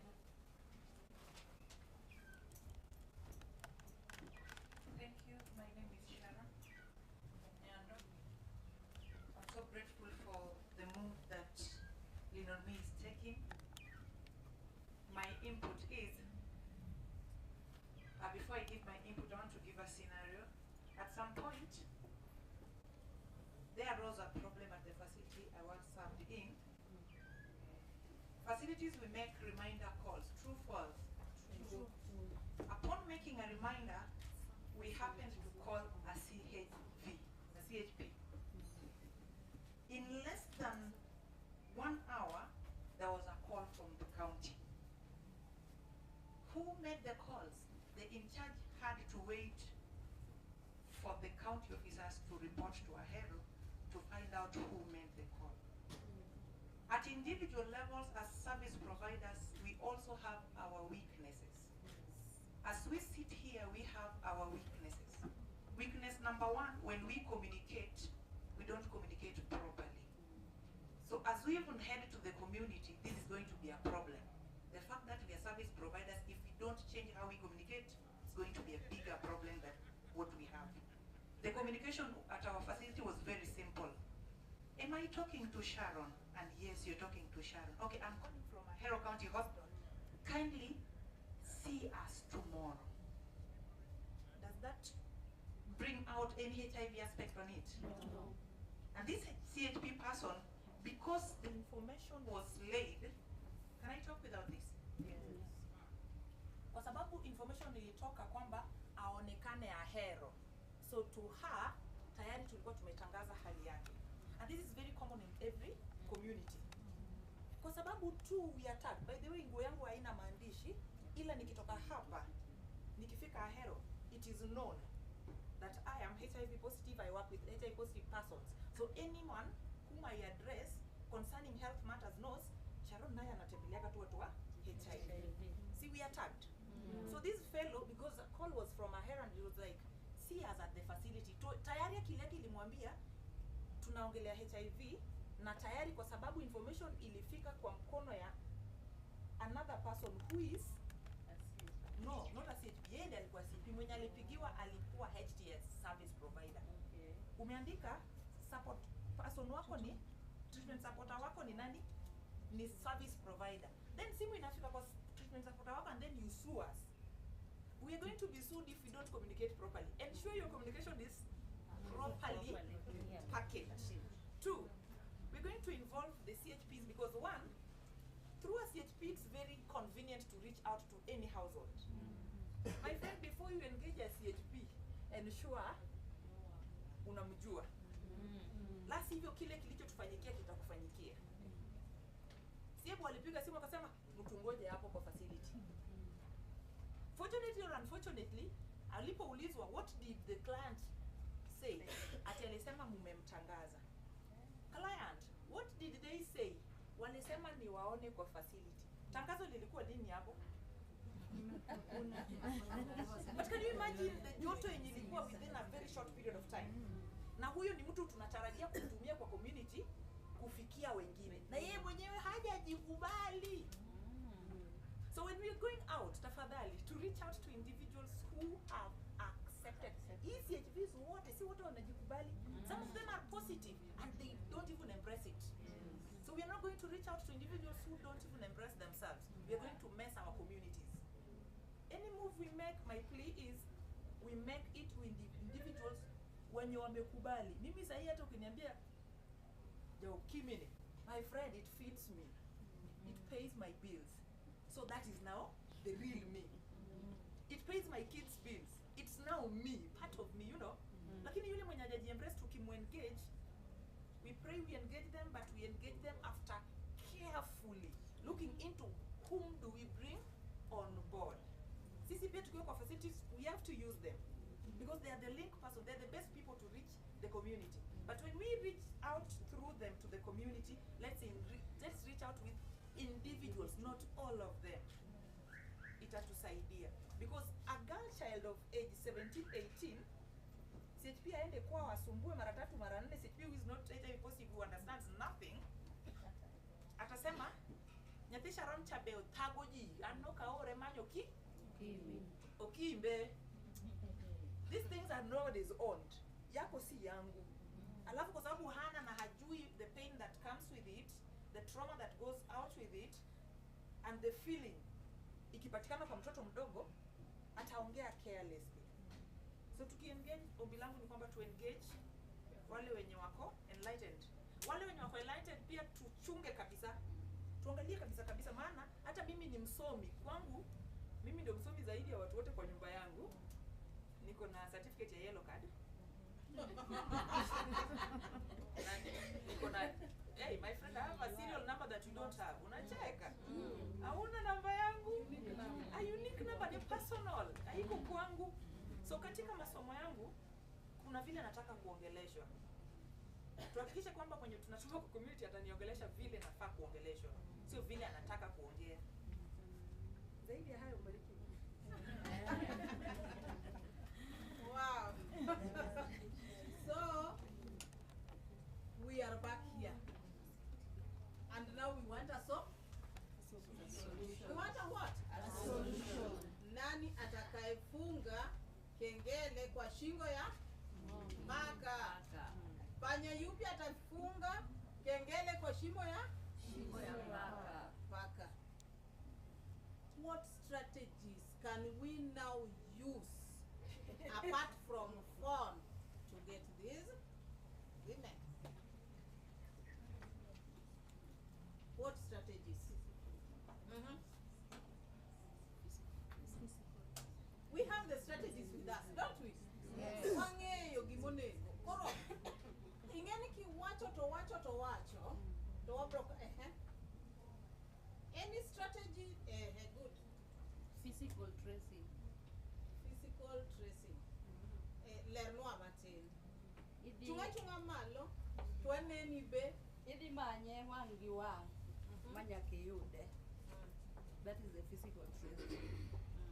Kwa wewe watch mar simu, nego bedni wadhi manyo gi physical tracing. For example, mi ane adhi amany mine, ingora na adhi amany mine adek. En tija mar mondo mi achop na yudo mine gi, ma chopo ma yudo ma confirm ni gintie ma duogo feedback na yudo gi.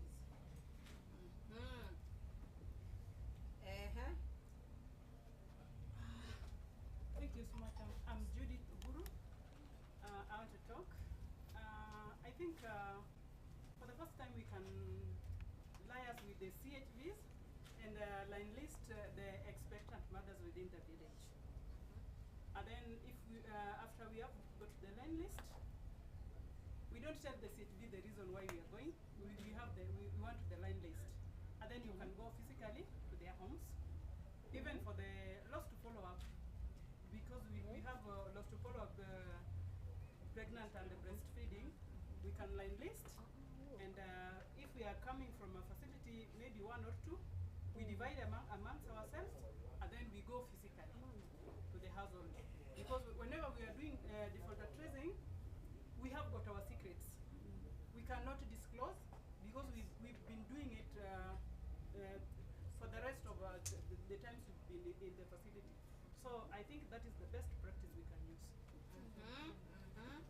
Yes. Thank you.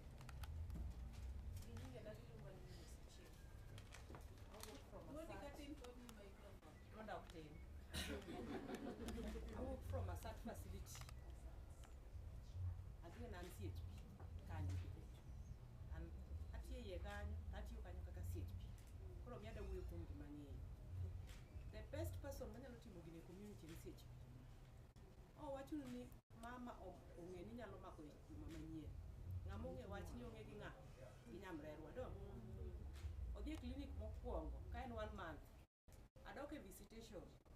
Ayudo ni nyodhi e clinic do. Adhi neno booklet ne. Kech ma osekanda man go machiegni. Booklet ne ni dhi nyisa the everything. En tija mondo mi alink gi the facility. Mondo gi facility gi an ong'e kaka chal mama ni chal. Mane momiyo na wacho ni ng'ama wacho ni nyamrerwa golo wach riambo ne nyamrerwa. Nikech nyamrerwa e ng'ama okalo gimoro amora mar ng'ato e yodno. Ma koketho todno kodogo donje e kinde. Report ma udwa kelo kanyo golo kanyo. Koro sama oselink gi the facility. Daktari mo attend mama ni gien e gweng' kae ging'e gimoro adi kuom mama ni. Obro ga limo mama ni kaka wuodhe dhiga. Obro limo mama ni nyaka dakika mogik kaka mama ni nyuol. Onge sama break bro bet diere ka, mamiyo mama ni bro chando nyathi bro yudo transmission. Koro miyo gini ok wanyal timo kwa we nyamrerwa oko, to gini bende ok wanyal timo ni record igolo from the facility nikech already joma ni facility ka gin joma osedhi. To ng'ama pod opando iye ot kani, nyathi ma jahiga 13 mopando iye kani, ng'ama dwa tere kuro. Ibro po ka kiny iwacho ni iye kae, kare en ng'ama dwa nyuol, to pok nyodhi e klinik. Koro ng'ama dwa miyo mondo mi uwuog e ot kama odhi e klinik en nyamrerwa. Mano ng'ama ni kacha en ng'ama osejitolea mochopo kacha, ma nyamrerwa osetero. To ng'ama opondo kani ng'ama dwa yude. Nyaka nyamrerwa beda kaendi ma ok ni wadhi kaw line kucho. Nikia ni ndik na ni Yumis en achiel kuom jok ma obiro e osiptal. Mary kia ng'a Jenola. No. To ng'ama ok olal to ni e ot cha. Nyamrerwa ma dhi yude. Koro wabo tiyo gi list bang' osiptal. Wabo tiyo gi jok ma nyamrerwa yude kor gweng'. To gigi te kelo gimoro adi? Wach achieve gima wadwaro.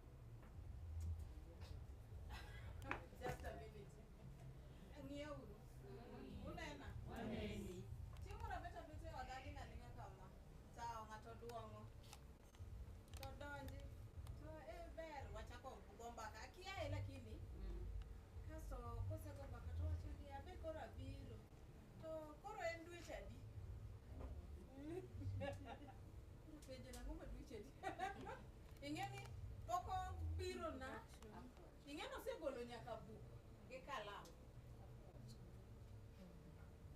ni koro en dweche apenje ni ang'o ma dweche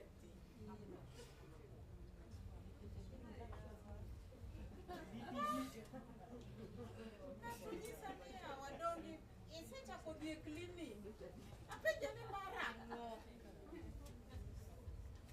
manyiso ni onenaga to osewuoyo gi jirende ing'e ng'ama odak e landi donge osewuoyo gi jirende to nyise ni nyaka bed mamano timre nade koro an obiro mana penja ni dwecha uparo ni namor kode bang' mano en mana nakiaga ich wang'a nyise ni ma ng'ama nonyisi nodoga ninje maber tatiekra kode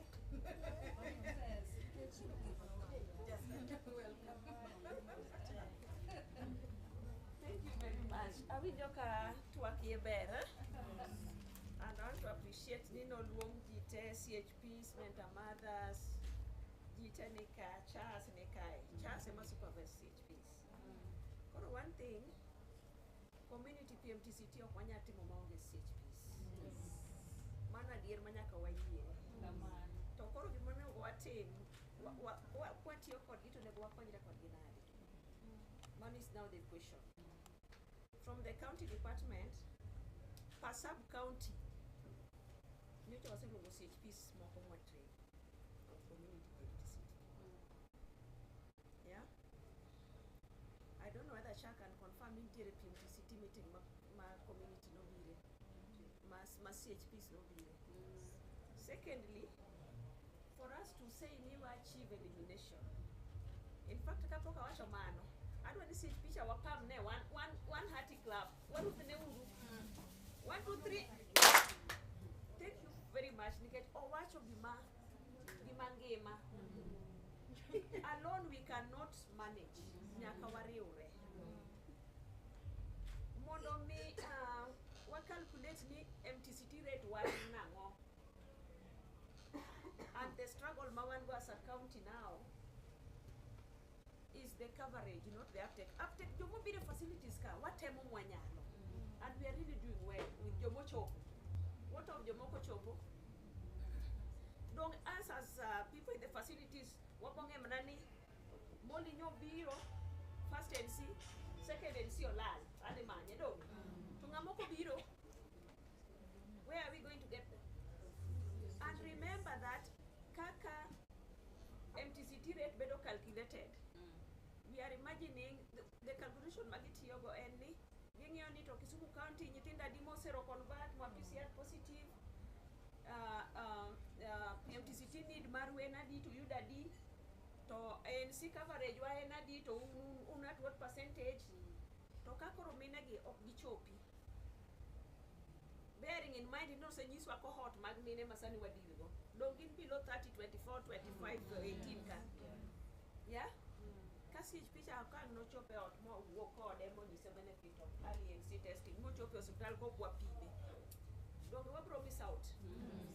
Koro coverage is very important and we have to include them because we want them to mop, and I want to agree with somebody who said ware record gi mondo wa mop that community. Mondo wangini out of this household ge ni achiel gi mine adi mapek yeka, to out of mine mapek gi mine adi moseng'e chal gi mose dhi clinic, mine adi out of mose dhi clinic mo default makoro wadwa ni mondo mo interrupt treatment modern mondo bring back, mine adi out of this mar having high viral load modern ni mondo wawuogo mondo suppress. So it is a collective responsibility. And as a county, we have taken the approach of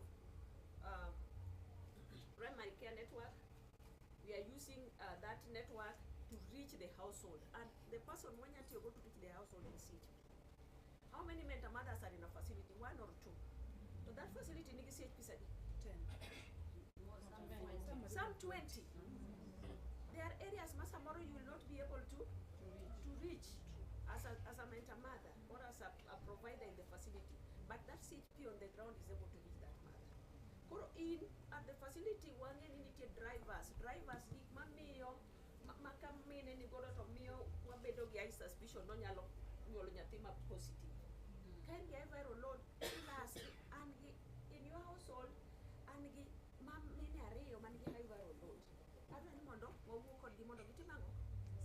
psychosocial support, maybe they are home visiting me, or maybe how the drugs are stored and all that. Nikech donor funding rumo, and we may not have the luxury of even doing home visits. Koro ka okenya timo home visit, nikech samoro you have to move from the facility to that community, and there's somebody in that community who can do that. Wawinjore? Yes. But one thing that we have to appreciate that there are two levels of knowledge.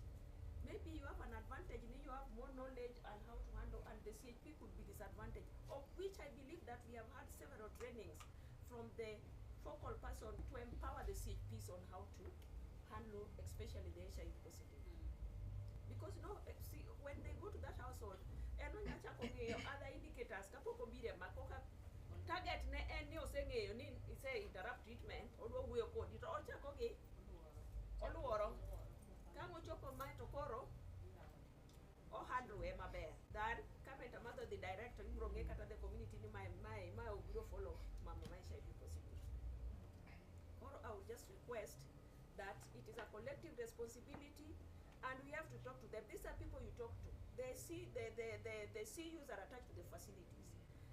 Those challenges mauwachoga sama gin gi meeting, kindly the chairs and the people who deal with the focal invite, because community the facility and community mental mothers, they are part of the community team,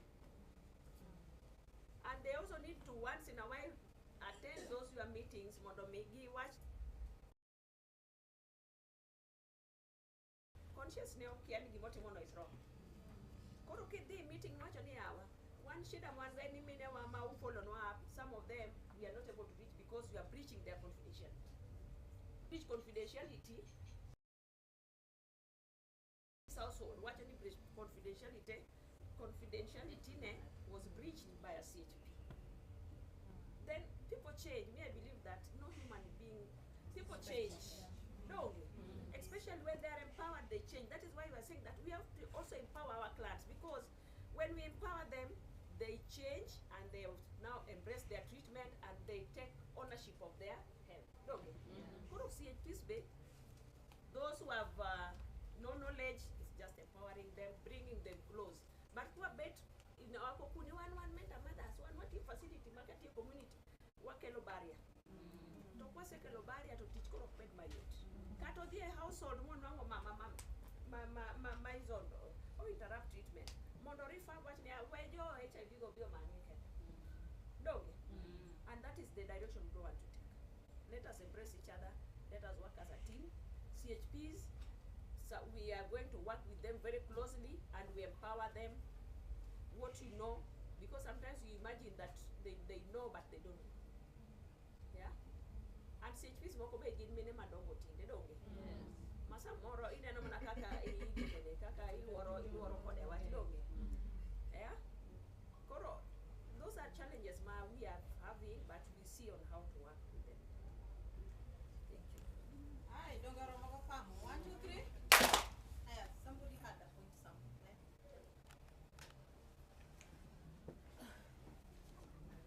Hamjambo nyote. Oyaore uru ya. Okay, points ma do we nyawadano protein osaka obate. Bata nyalo wacho ne en adier ni tich ok nyal bedo mayot kokwariwore.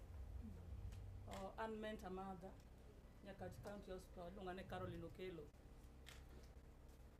Ang'e chal mara 2009. To nyaka neng'e chal mara kanye mana achako bedo trained gi CMB kora biro adhiga kamano. Mayudo ka life ni karo yot. Bedo ni ngi HIV ni to karo gimo ber nikech apano nena kaka ber denda sawa. An gi geno ni nitie kama timora nade ayudo tonglo na moro matis nikech status mara. Omiyo kata ka wuoyo kapo na yudo ng'ama HIV positive. Sana ne mine wa ma pregnant to gi ma breastfeed ka. Ang'e kaka wuoyo kode. To gima kelo chandruok madang' miya wuoye en ni wan wawegi sana wan jogo modagi kute magayaki pok wa accept status wa. Omiyo kata ka nitiere nyamreche bende ma wachal kodgi tayari amba nyamrerwa to nikech okan thuolo gi chal maracha miyo koro tudruok bedo matek nikech awuok Nyakach nitiere CHVs mantie Nyakach An kadwaro mama ma samoro ogwenyore na tatudora gi nyamrerwa kendo tudora kode yor simu. Atemo jo kowacho ne yo mane ma diwachop godo kuom clients mopogore gi simu. Dakane ka nitiere yo mayot mopogore gi wach simu. Simu miyo wa tich mayot mondo wachop kuom jowetewa. En mana ni sami wuoyo simu idwa wacho ang'o ne ng'acha. Omiyo wacho ni simu nyalo chopo mayot. Kata ka koro wachako wamedo gi dhi wang' gi wang'. To simu ne nyalo bedo maber moloyo. Abiro modeko, ng'ene ka ng'ato biro modeko nyako chik ite mondi kodonje wach. Kane waonge gi ywaruok mar kia nyamrerwa gi menta madakia gi Charles. But ayudo kane forum maber kawuono nikech Charles gi one of them notiyo na gi dhok moro chieng' moro ka. An okawa gi CHEB. Miwa uru tablets go nikech bende soon udhi dala. Jok mobedo employed ni yellow card. Nonyalo hat ng'ama chielo mopok odak e ngimane, but ne an atoko hata nikech after all ka yath ni ramuonyo it yath ne e gima dichgo tanyalo tiyo tije ga mamoko. To macha wasacha manyiso ni kata CHVs mo complain ni samoro nyalo pusore gi wachgi. Maybe leaders gi moko, not all leaders. Mani ng'ene nga kit ng'ato. Samoro bro train gi kaka wachno onego bedni gibedo empowered. Inyalo train kaka dhano to understanding kite moro manago piny ok onyal weyo. Pod obro neno mana ng'ama HIV positive chaka jasike. Onge ng'ama nohero mondo mi bed positive. Tato kendo da kwane kapo ni inyalo gol gini kuoma to dege wena go mondi nikech ayudo kod gimo matin. Iki gol na go. Omiana wacho daktari erokamano. Yawo itwa kendo paro ma ubiro godo no ber ndi. Taneno ne wadhi achieve. To watudre gi simu kata wamedo gi tiendwa. Aparo ni mane gima duong'.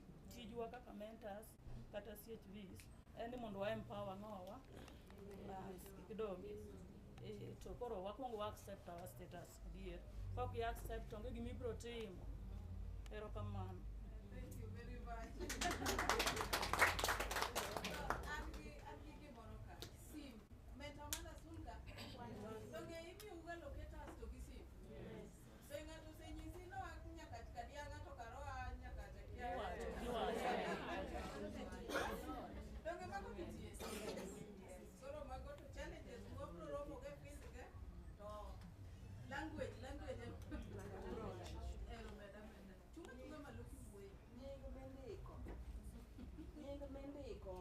Mar kao yath gi nying ma nying mar dala Dopogore. Mano gima unge. Nitie. Simu be kigoyo to imake mana kikuyuni. Okay, wachuni malo. That point. Koro an gima neno e wach mar yudo mine mwadwaro gieki. CHP borifa mama irwa e facility. Kobiro mokwongo dongo chako gi SHA. Kore kobire triage koni. Samobiro niendi ana feel ni miyo mora mora mobire first ANC. Okawa kawa loketa maber kapoko pili. Loketa mokaw mokwongo gi namba simu mokaw mokwongo. Namba mar SHA gi details mag SHA ema bro konyo mondo waloket mamani. Nikech loketa mwakaw kosepim miyo. Gin ga gik moko adi mopogore. Adek gipogore. Nying miluonge go korgi kama nyuole gi nying miluonge go kachuore gi nying mobiro go hospital kae gitimore nadi mopogore. Koro gima dhi konyowa maber. CHP watudre go nikech adier wan airport wa to CHP to konyowa ga kinyise miyo moro no area ne to bro manyo mokelni mano tok danga go ndek gi piny watiyo kodgi. Koro gima watim loketa kobiro mokwongo miyo moro amora mobiro first ANC wakaka loketa maler kaka time ni tiwach ni mine mobiro mokwongo e facility ka kel gi uru ira first ANC mondo ikaw loketa. After that kosepime loketa mikaw mokwongo ne madhi konyi. To loketa kikaw make sure ni ka onembni adek mare mar osiepne machiegni kode kod machielo. Koro uketo ni mane kaka sani wakao loketa mar ng'amo bire first ANC. Mane chik moket mar SHA. Nyaka imiwa nembni adek mondo mi wa achieve gini. Mano pacha. Wadhi maber, eh? Iluonga ni Jacqueline Odongo mawuok Tulaimbo. Mokwongo CHPs watiyo Tulaimbo inyalo yudo ni one center of excellence ng'enyne koro wawachno. To center of excellence biro nikech ang'owa wan ga gi collaboration between CHPs, mentor mother gi facility. Ma adieri nyalo yudo ka nyathi kata poni achiel kaka higa ni mangima giga manyo kadho cha. Ne nitie makosa moro mana manyo timore kamoro matin wan gi nyathi positive achiel kende e facility wa. To en a facility with a large community. To iyudo ni walayas gi CHP e field an nyaka gi nembni gi e simba anyalo gocho ne gi saa sani ya wakonya gi gima kama ding'e kama entie niwe kinywa dhi kuro ki adier gi konyowa kata DWI an watiyo gi CHP ok gigol wach gibiro wakwano ne gi yath e benchwa gidhi bora ni wasepimo ne gi ni yathni ichiwe kama adier gitimo. Kes ma wacho cha mano ne en mana achiel to mother in law gi chiwuode kata unwe unyalo gi en gima tek adier en kama koro konyo tek. Koro nyaka in be iti gi wiyi. Koro nang'iso CHP no ni yawa for your own household to konego beni utimo onego beni kochope household ni timiyo ng'ama chielo nikech nang'e gima ne ni kanyo nang'e ni en gima dhi kelo wach.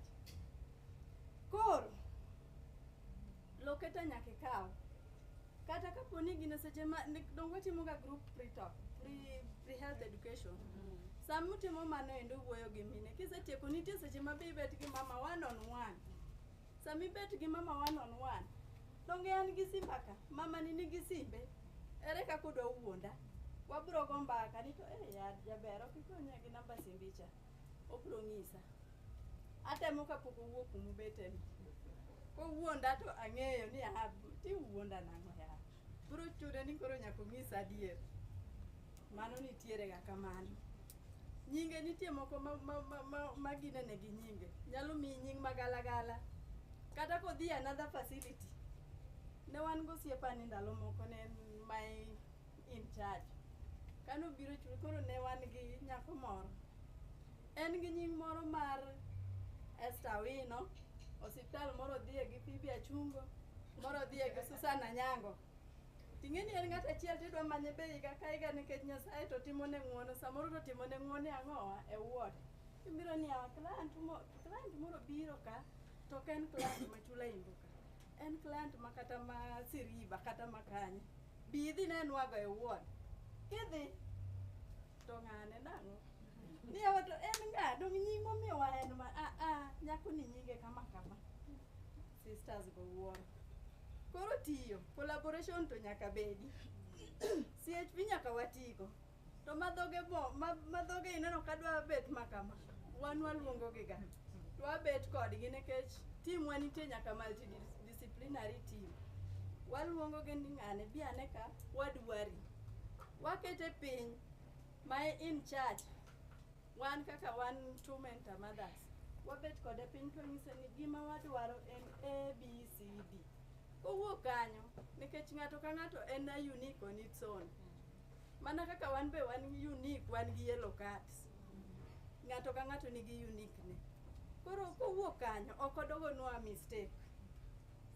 Ero uru kamano. Thank you very much. Hey. It is getting hotter. It is getting hotter or better? It is getting better. It is leading us towards somewhere.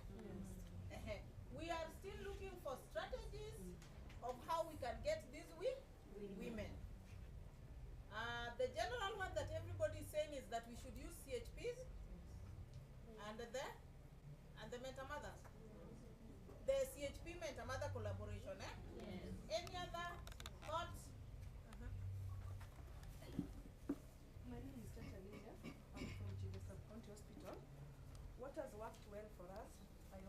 MCH. What has worked well for us is the group MCs. We normally conduct group MCs after every 2 months. We mobilize the entire community. We have around 10 CHPs linking to Chiga. We wipe and we mop the entire community, whoever is expectant, whether she has started NC or not. We bring them forth.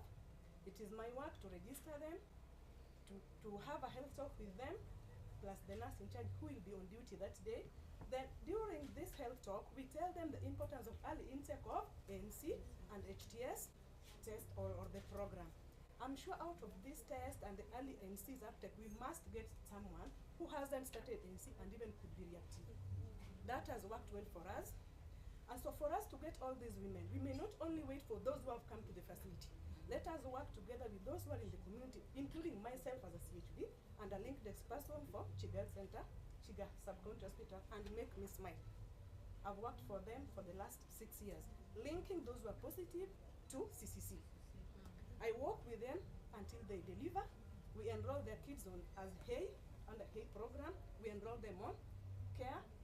The mothers who could be reactive on care, and their children work with them up to 18 months. Then we graduate them. So that one has supported us. So we must work with my fellow CHVs, we mobilize. We normally do it after every 2 months. That is my tech group, NCs and support groups. The reason why we've achieved using our support groups, when we call our mothers together who could be reactive, at least it will reduce the rate of stigma. At least they'll understand that it is not only me. So at Nukumbe, we are together in this. And let's then walk the journey. Let's walk the journey and protect our children from being infected. So as what has worked well is the support groups and the group MCs, and including myself and the entire 9 CHVs. Thank you. Thank you very much. Now let us look at it from this angle. If we get the women living with HIV in our community, and we bring them together, and we tell them, because then most of them are okay, it's like they've lived the journey, they've walked the journey. Can they not be of help in bringing others to this kikundi? Is it possible? It is. Through support groups? Yes, support groups. Because to me, I think that if I join a group of people like myself, me for the first time, okay, all of us are the same here. I can remember my first time to come in contact with people living. I thought I was alone, and I was just widowed. In fact, I was just widowed, and somebody just invited me that I want to take you to a meeting, and I attended the meeting. And it was a 5-day meeting. The first day I was like, because she told me, you know, I'm taking you there because you are HIV positive. Okay. The first day I was like, let me start hearing the testimonies. All the beautiful ladies I was seeing, everybody had a story to tell. And I was like, eh. You're not alone. I'm not? Alone. So to me, I think if we have this cohort of women living with HIV, and we include them in this program, it can give us a milestone. Any thought about that? So as we do that, I was also thinking, sorry, if you're making this, if you want to create this impact on awareness, or maybe impact the community, my thoughts, can you now don't just narrow it to those who are already confirmed to be HIV positive, so that you get even those who are willing to come and test themselves. Women, we are very good at mobilizing ourselves. Kujimobilize ukitana kuja buadhi we are very good. So if we've enjoyed and we are in these chamas, we are in these events, we are in this, and we are just women, you must not tell your story to make them get the information. But you can use these platforms to pass the information on adherence, on timely testing, and on even getting other supports from other people. Because one thing that will make this person fail to go and know their status, or fail to, or the fear to confirm, and even walk with confidence, knowing that I don't have, or I have, I need to seek this help. They could be suffering from mental issues. But mental issues, could be a two-way azimu. Some of us are mentally ill, but we are very smart. You won't know, we smile and we also talk, sindio? Lakini hapa nikirudi pale peke yangu usiku, I turn my house upside down. In the morning I turn it back to normal again. So we can use these forums, impact these women despite knowing their status, despite knowing what they think or feel. Give them the information. Utaongea hapo na pengine alikuwa anafanya venye the first speaker said, anameza tu kama kandu kwenda appointment. It might change something in them. Anaweza kuwa ako hapo alipimwa lakini bado ako in denial. They can change from there. So let's not just wait for those who are positive, because pia itakuwa ngumu kujua. What if you even have the record lakini wewe ukakaambia me I don't have. Ulitoa wapi? Dogo kunigo information with you about the way you told this. So it can, so if you use these forums, I think we'll get to empower more, we'll get to change mindset of more people, and they'll also feel there is support somewhere. Not just getting to know my status, but after that, there's a journey I can walk and still live healthy. That's my thought. Thank you very much. There was a hand somewhere here.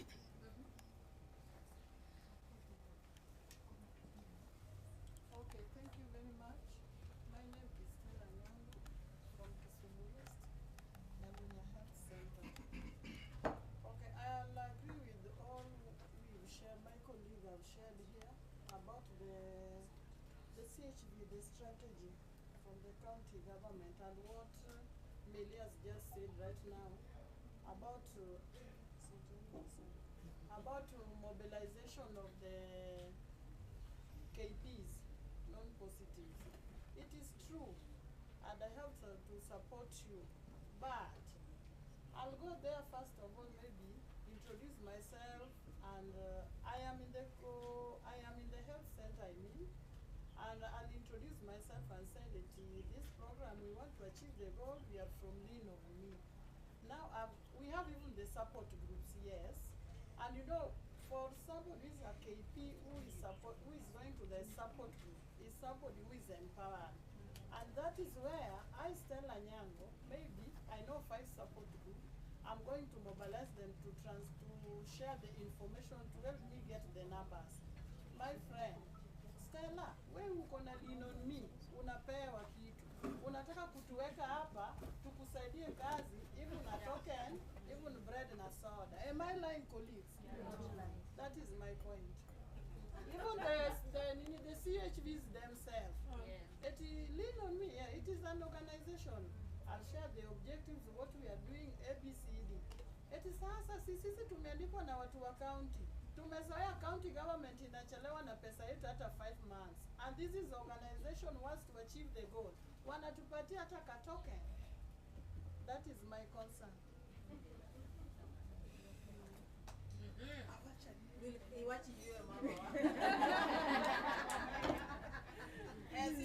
Wacha niseme initoke. Any hand up? Any hand up? We normally say that where adults are, all answers are correct. Because she's somebody who has sat down and come up with a thought, senior, and it is a very correct thought.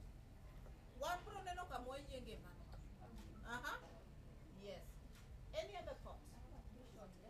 Yes. Do you have a budget for supporting the support groups?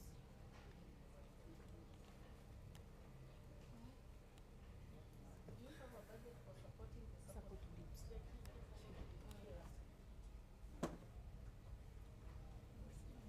But we have a budget for those, for the 40 women who are going to help us look for, who are going to be fishers of Of women. Fishers of women. Sasa.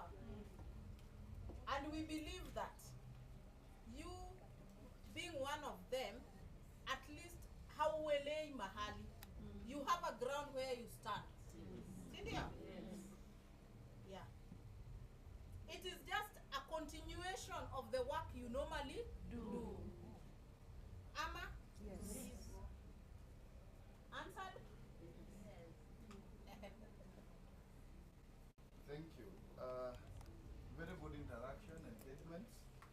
I think the issue of a community aspect now, we are coming to to understanding that it's good to utilize them, given the right resource and knowledge.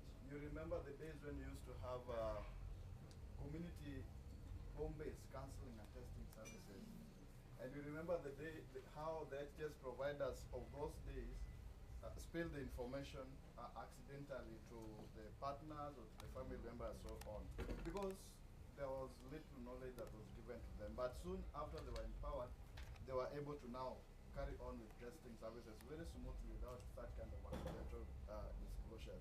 So I think that can happen, and it's Maureen that's going to help us solve one on coverage, because upper side we could do just a representation.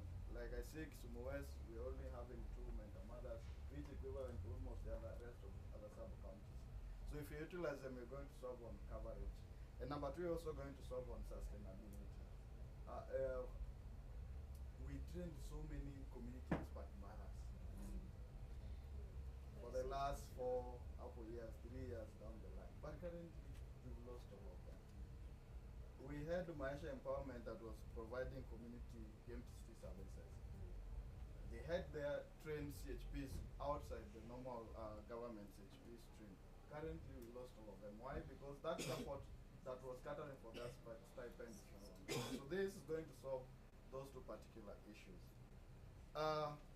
So that's, I believe, if you consider it as you structure your programs, it's going to be a good initiative and can be a point of reference. People can come and benchmark. How are you able to encroach and capitalize on the community systems that has been left fallow for a very long time? Now, my concern, Sai, as I stand, is we are having a target of 160. This 160, because as we are not able to attend the virtual meeting, is it going to be pegged on all of us here, such that each person is going to be divided, or each mentor mother is going to be expected to get 160? And this 160, is it going to be only women who are already HIV positive and we want them to come to care, or is going to target women at risk of HIV infection who are pregnant, then care and treatment, and then viral suppression? Which category are we targeting, so that at least as we move, then all of us who are not able to be in that meeting know in these numbers how is it going to be distributed? Thank you. We said that you are going to work with 40. One more meeting, please. We are going to work with 40 women, and we want the 40 women to at least bring 160 women. The women that we are targeting are women who have been missed opportunities. Those are probably women who have not even begun their ANC. They are women who probably were enrolled and then lost to follow-up. They are women who were tested, gave birth, and during the breastfeeding period they disappeared. And we said that this is a pilot project. After the end of that period, we will see how we have gone. Is it doable? Is this method doable? Is it working? Can we continue with it? Probably, from the results we will get, they might again go to another county and even include more women to find other women. Because for one, we want sustainability.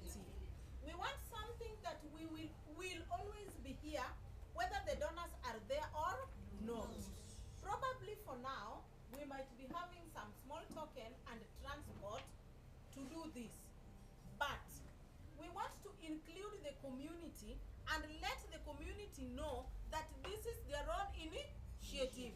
Nikech nyathi owadu kodhi loka moduogo to nyiew sukari to ibendo onyiew ni.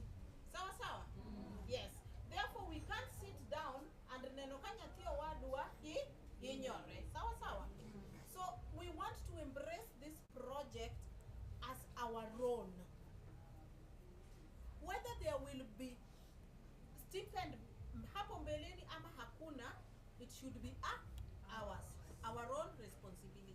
But for now, it is a pilot project that is the minimum. But I know we can find more than 160 women. Sawa sawa.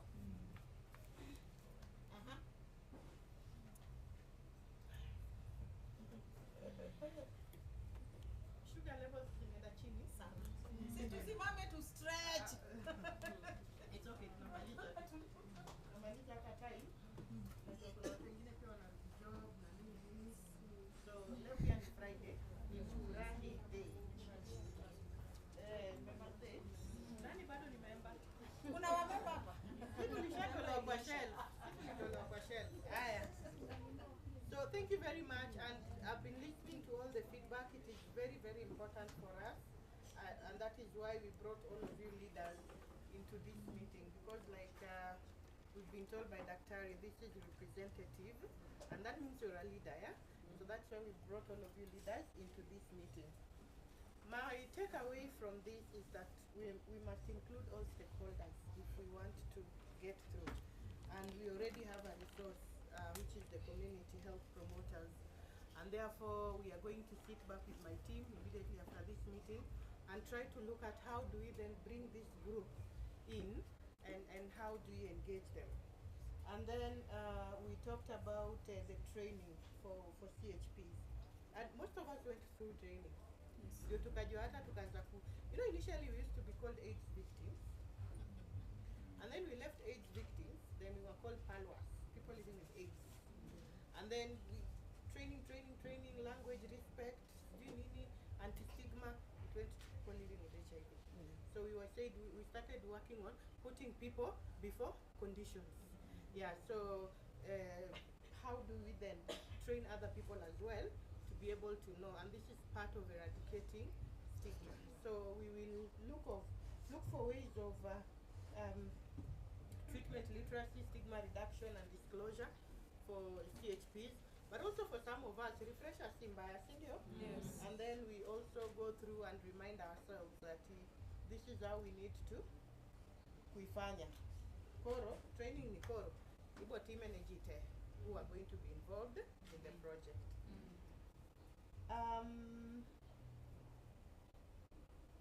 We've also agreed that we will focus on viral suppression to minimize risks. Our colleague told us the risks will still be there, but I know they will be minimal if women are adhering to treatment and they are giving their children their prophylaxis. Sindio?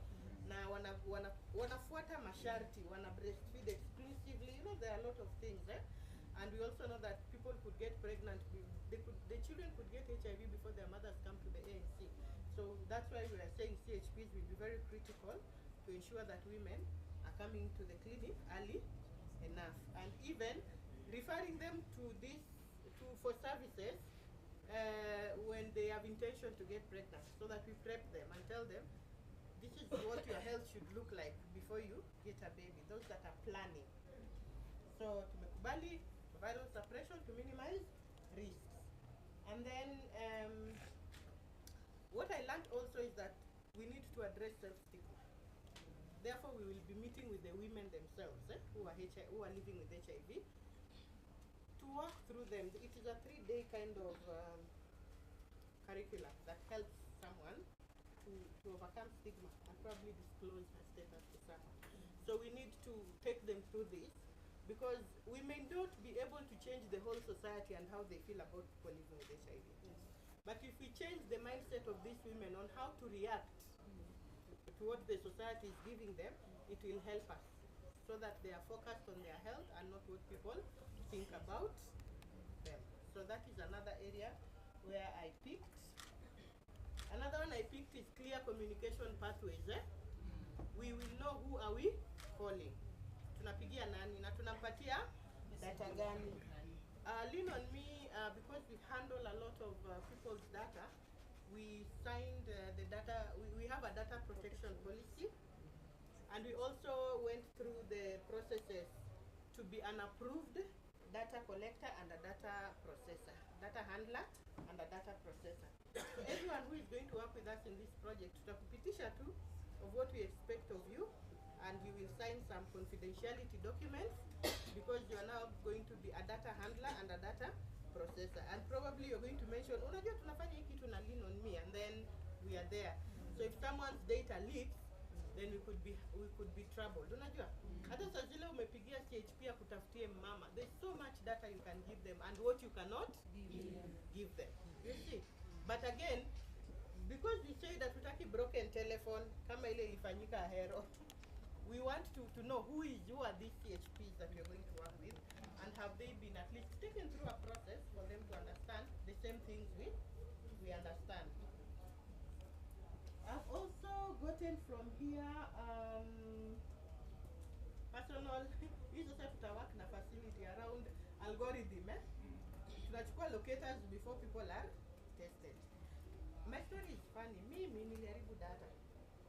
I tested 5 times with different names in 5 different facilities. I'm sure they're looking for lots to follow up on that. And none of it was my real. And you know those days we would wait for 2 weeks, ndio unaendea results. So siku moja nilipeana Sara, sijui Sara ilitoka wapi. Wameita Sara. Wakarudisha faili ya Sara. Wakaita wengine wote wakakuja wametuambia tumebaki, unaitwa nani? Before nijibu nikakumbuka I think they told us we only have Sara and it is only this file imebaki. So they thought mentally I wasn't okay. So I've taken through a whole process ya kunisaidia kukubali status because they know mentally huyu hayuko sawa. But because I gave Sarah and I forgot hapa nilipeana after 2 weeks. So nikaanza kuandika ile jina nilipeana so that when I go for results, when they call me, I can remember. So isn't it vitu watu hufanya for fear of the unknown, So we also need to she has given us it's a risk, So she's given as a method of mitigating. Unajua when you're pregnant, you're happy, utapeana mpaka jina ya mzee, utapeana kila kitu, but we are not going to use it against you, but to maybe look for you when we need to find you. And then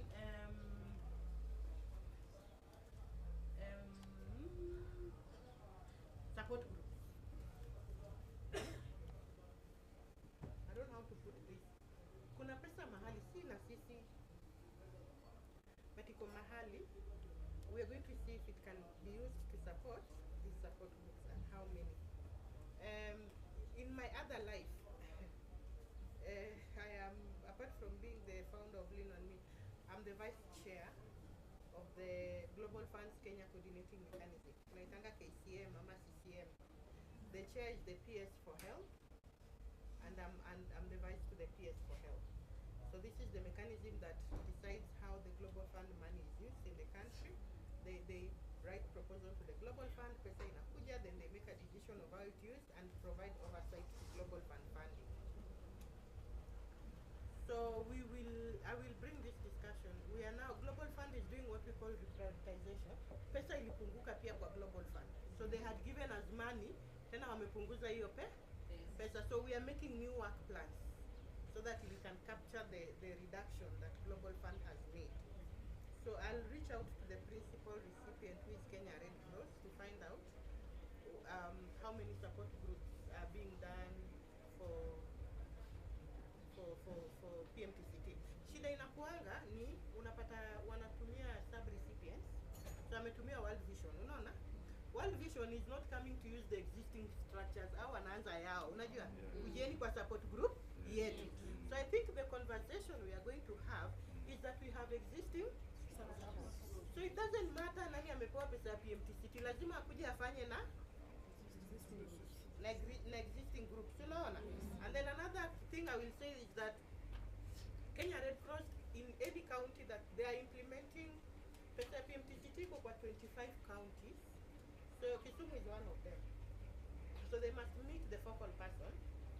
Ndio wapange kazi vizuri, si ndio? Focal person awambie we have this existing, this doesn't exist, you know, because sometimes, you know, we are doing parallel things mpaka you know we lose or we waste resources na wengine hawajapata. So I'll bring this conversation. I'm sure I'm able in my position as the vice chair to start such a conversation. Ndio tukutane, tukubaliane, we need, the support groups are important. And even when Global Fund was reprioritizing, walisema vitu kama printing hazitafanywa. So siku hamtaona zile t-shirt noma, hamtaona hizo makikombe nini, those works will not be done. Even printing of inaitwa guidelines, hiyo imeisha. Global Fund will not fund that anymore. But they maintain support groups. They say those are life-saving interventions that are very important. So, and then we will work closely with the healthcare providers as we, and then we will work closely with the healthcare providers as we restructure this, and then we continue with the work. So ile imebaki again, because time imeisha, we will reach out to you.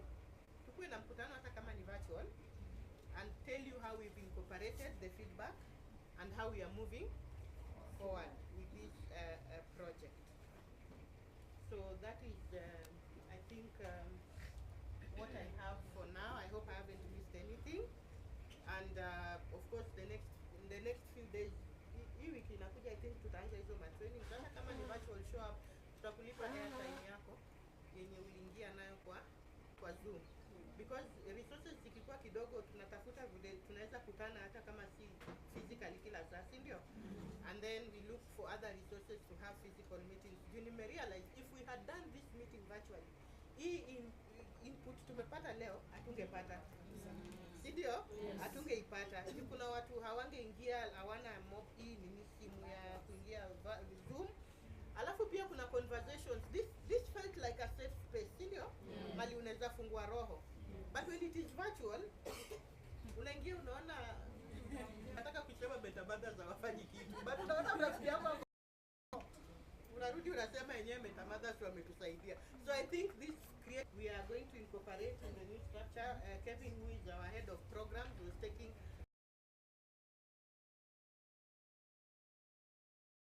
another virtual call next week to just update you. Kabla niende, najua mnataka kusikia housekeeping.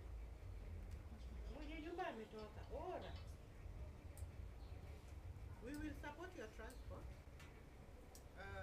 So kuna form, uko make sure umejaza hiyo form ya reimbursement. We'll support your transport. Chakula iko. It was made purposely for you. So msiwache chakula. Kule lunch, we will support your transport. I don't know what else you wanted to tell us. Maureen, do you have any other housekeeping?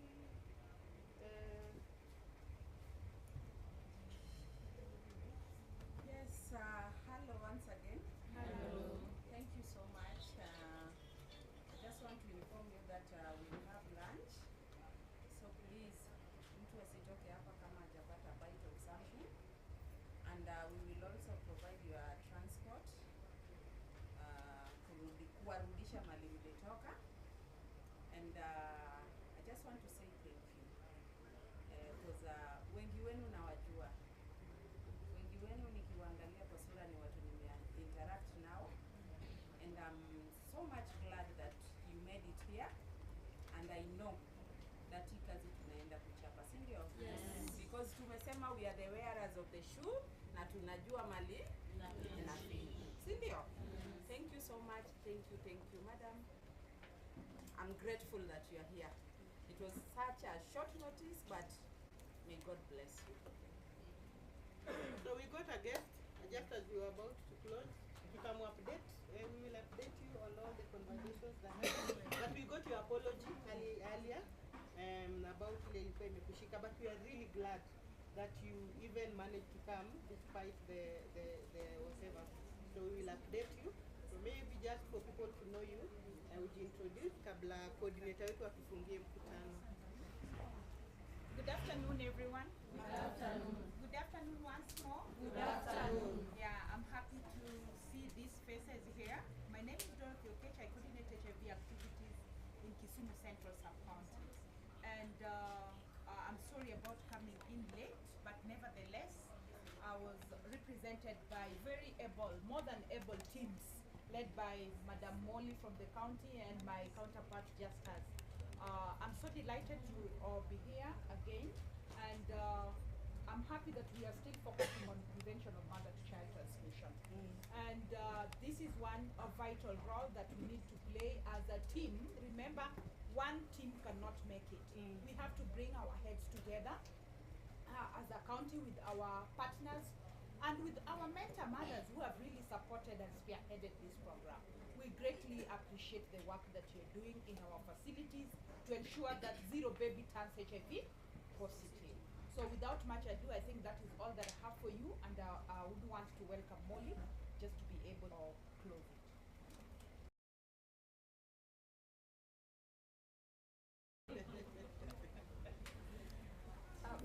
Fine, thank you so much.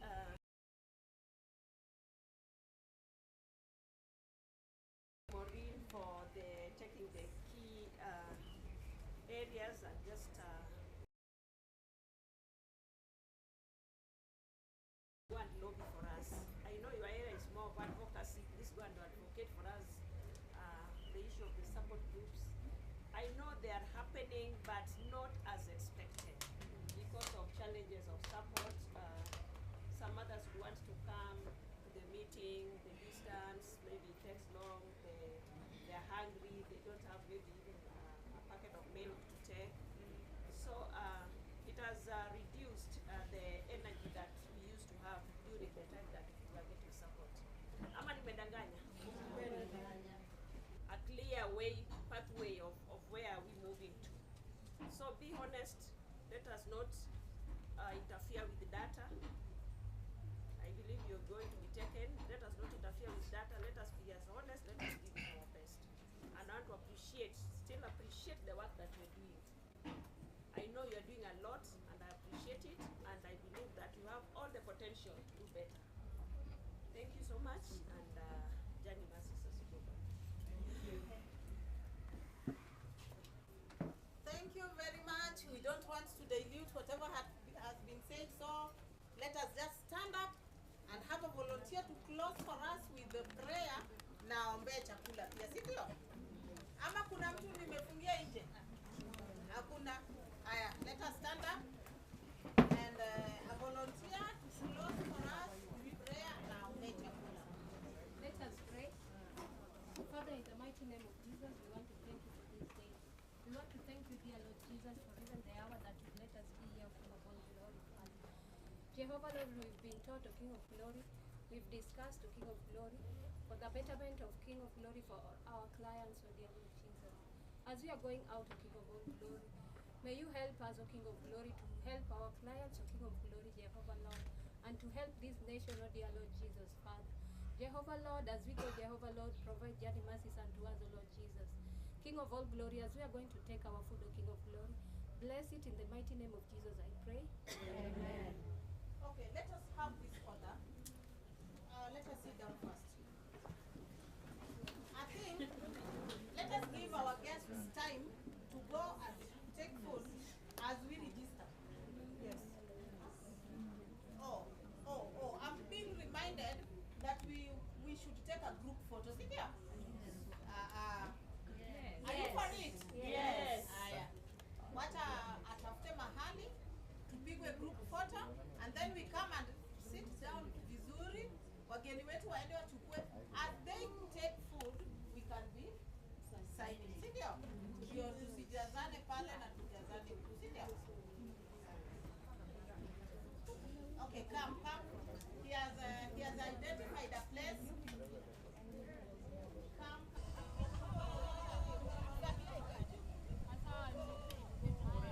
Yes.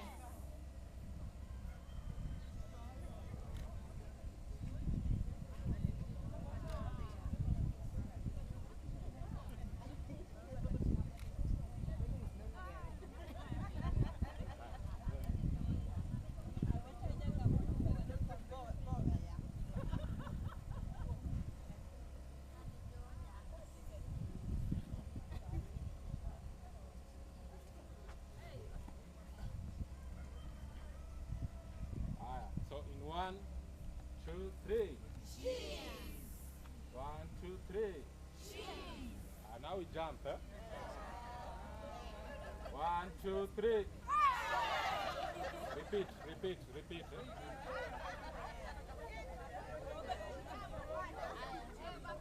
In one, two, three.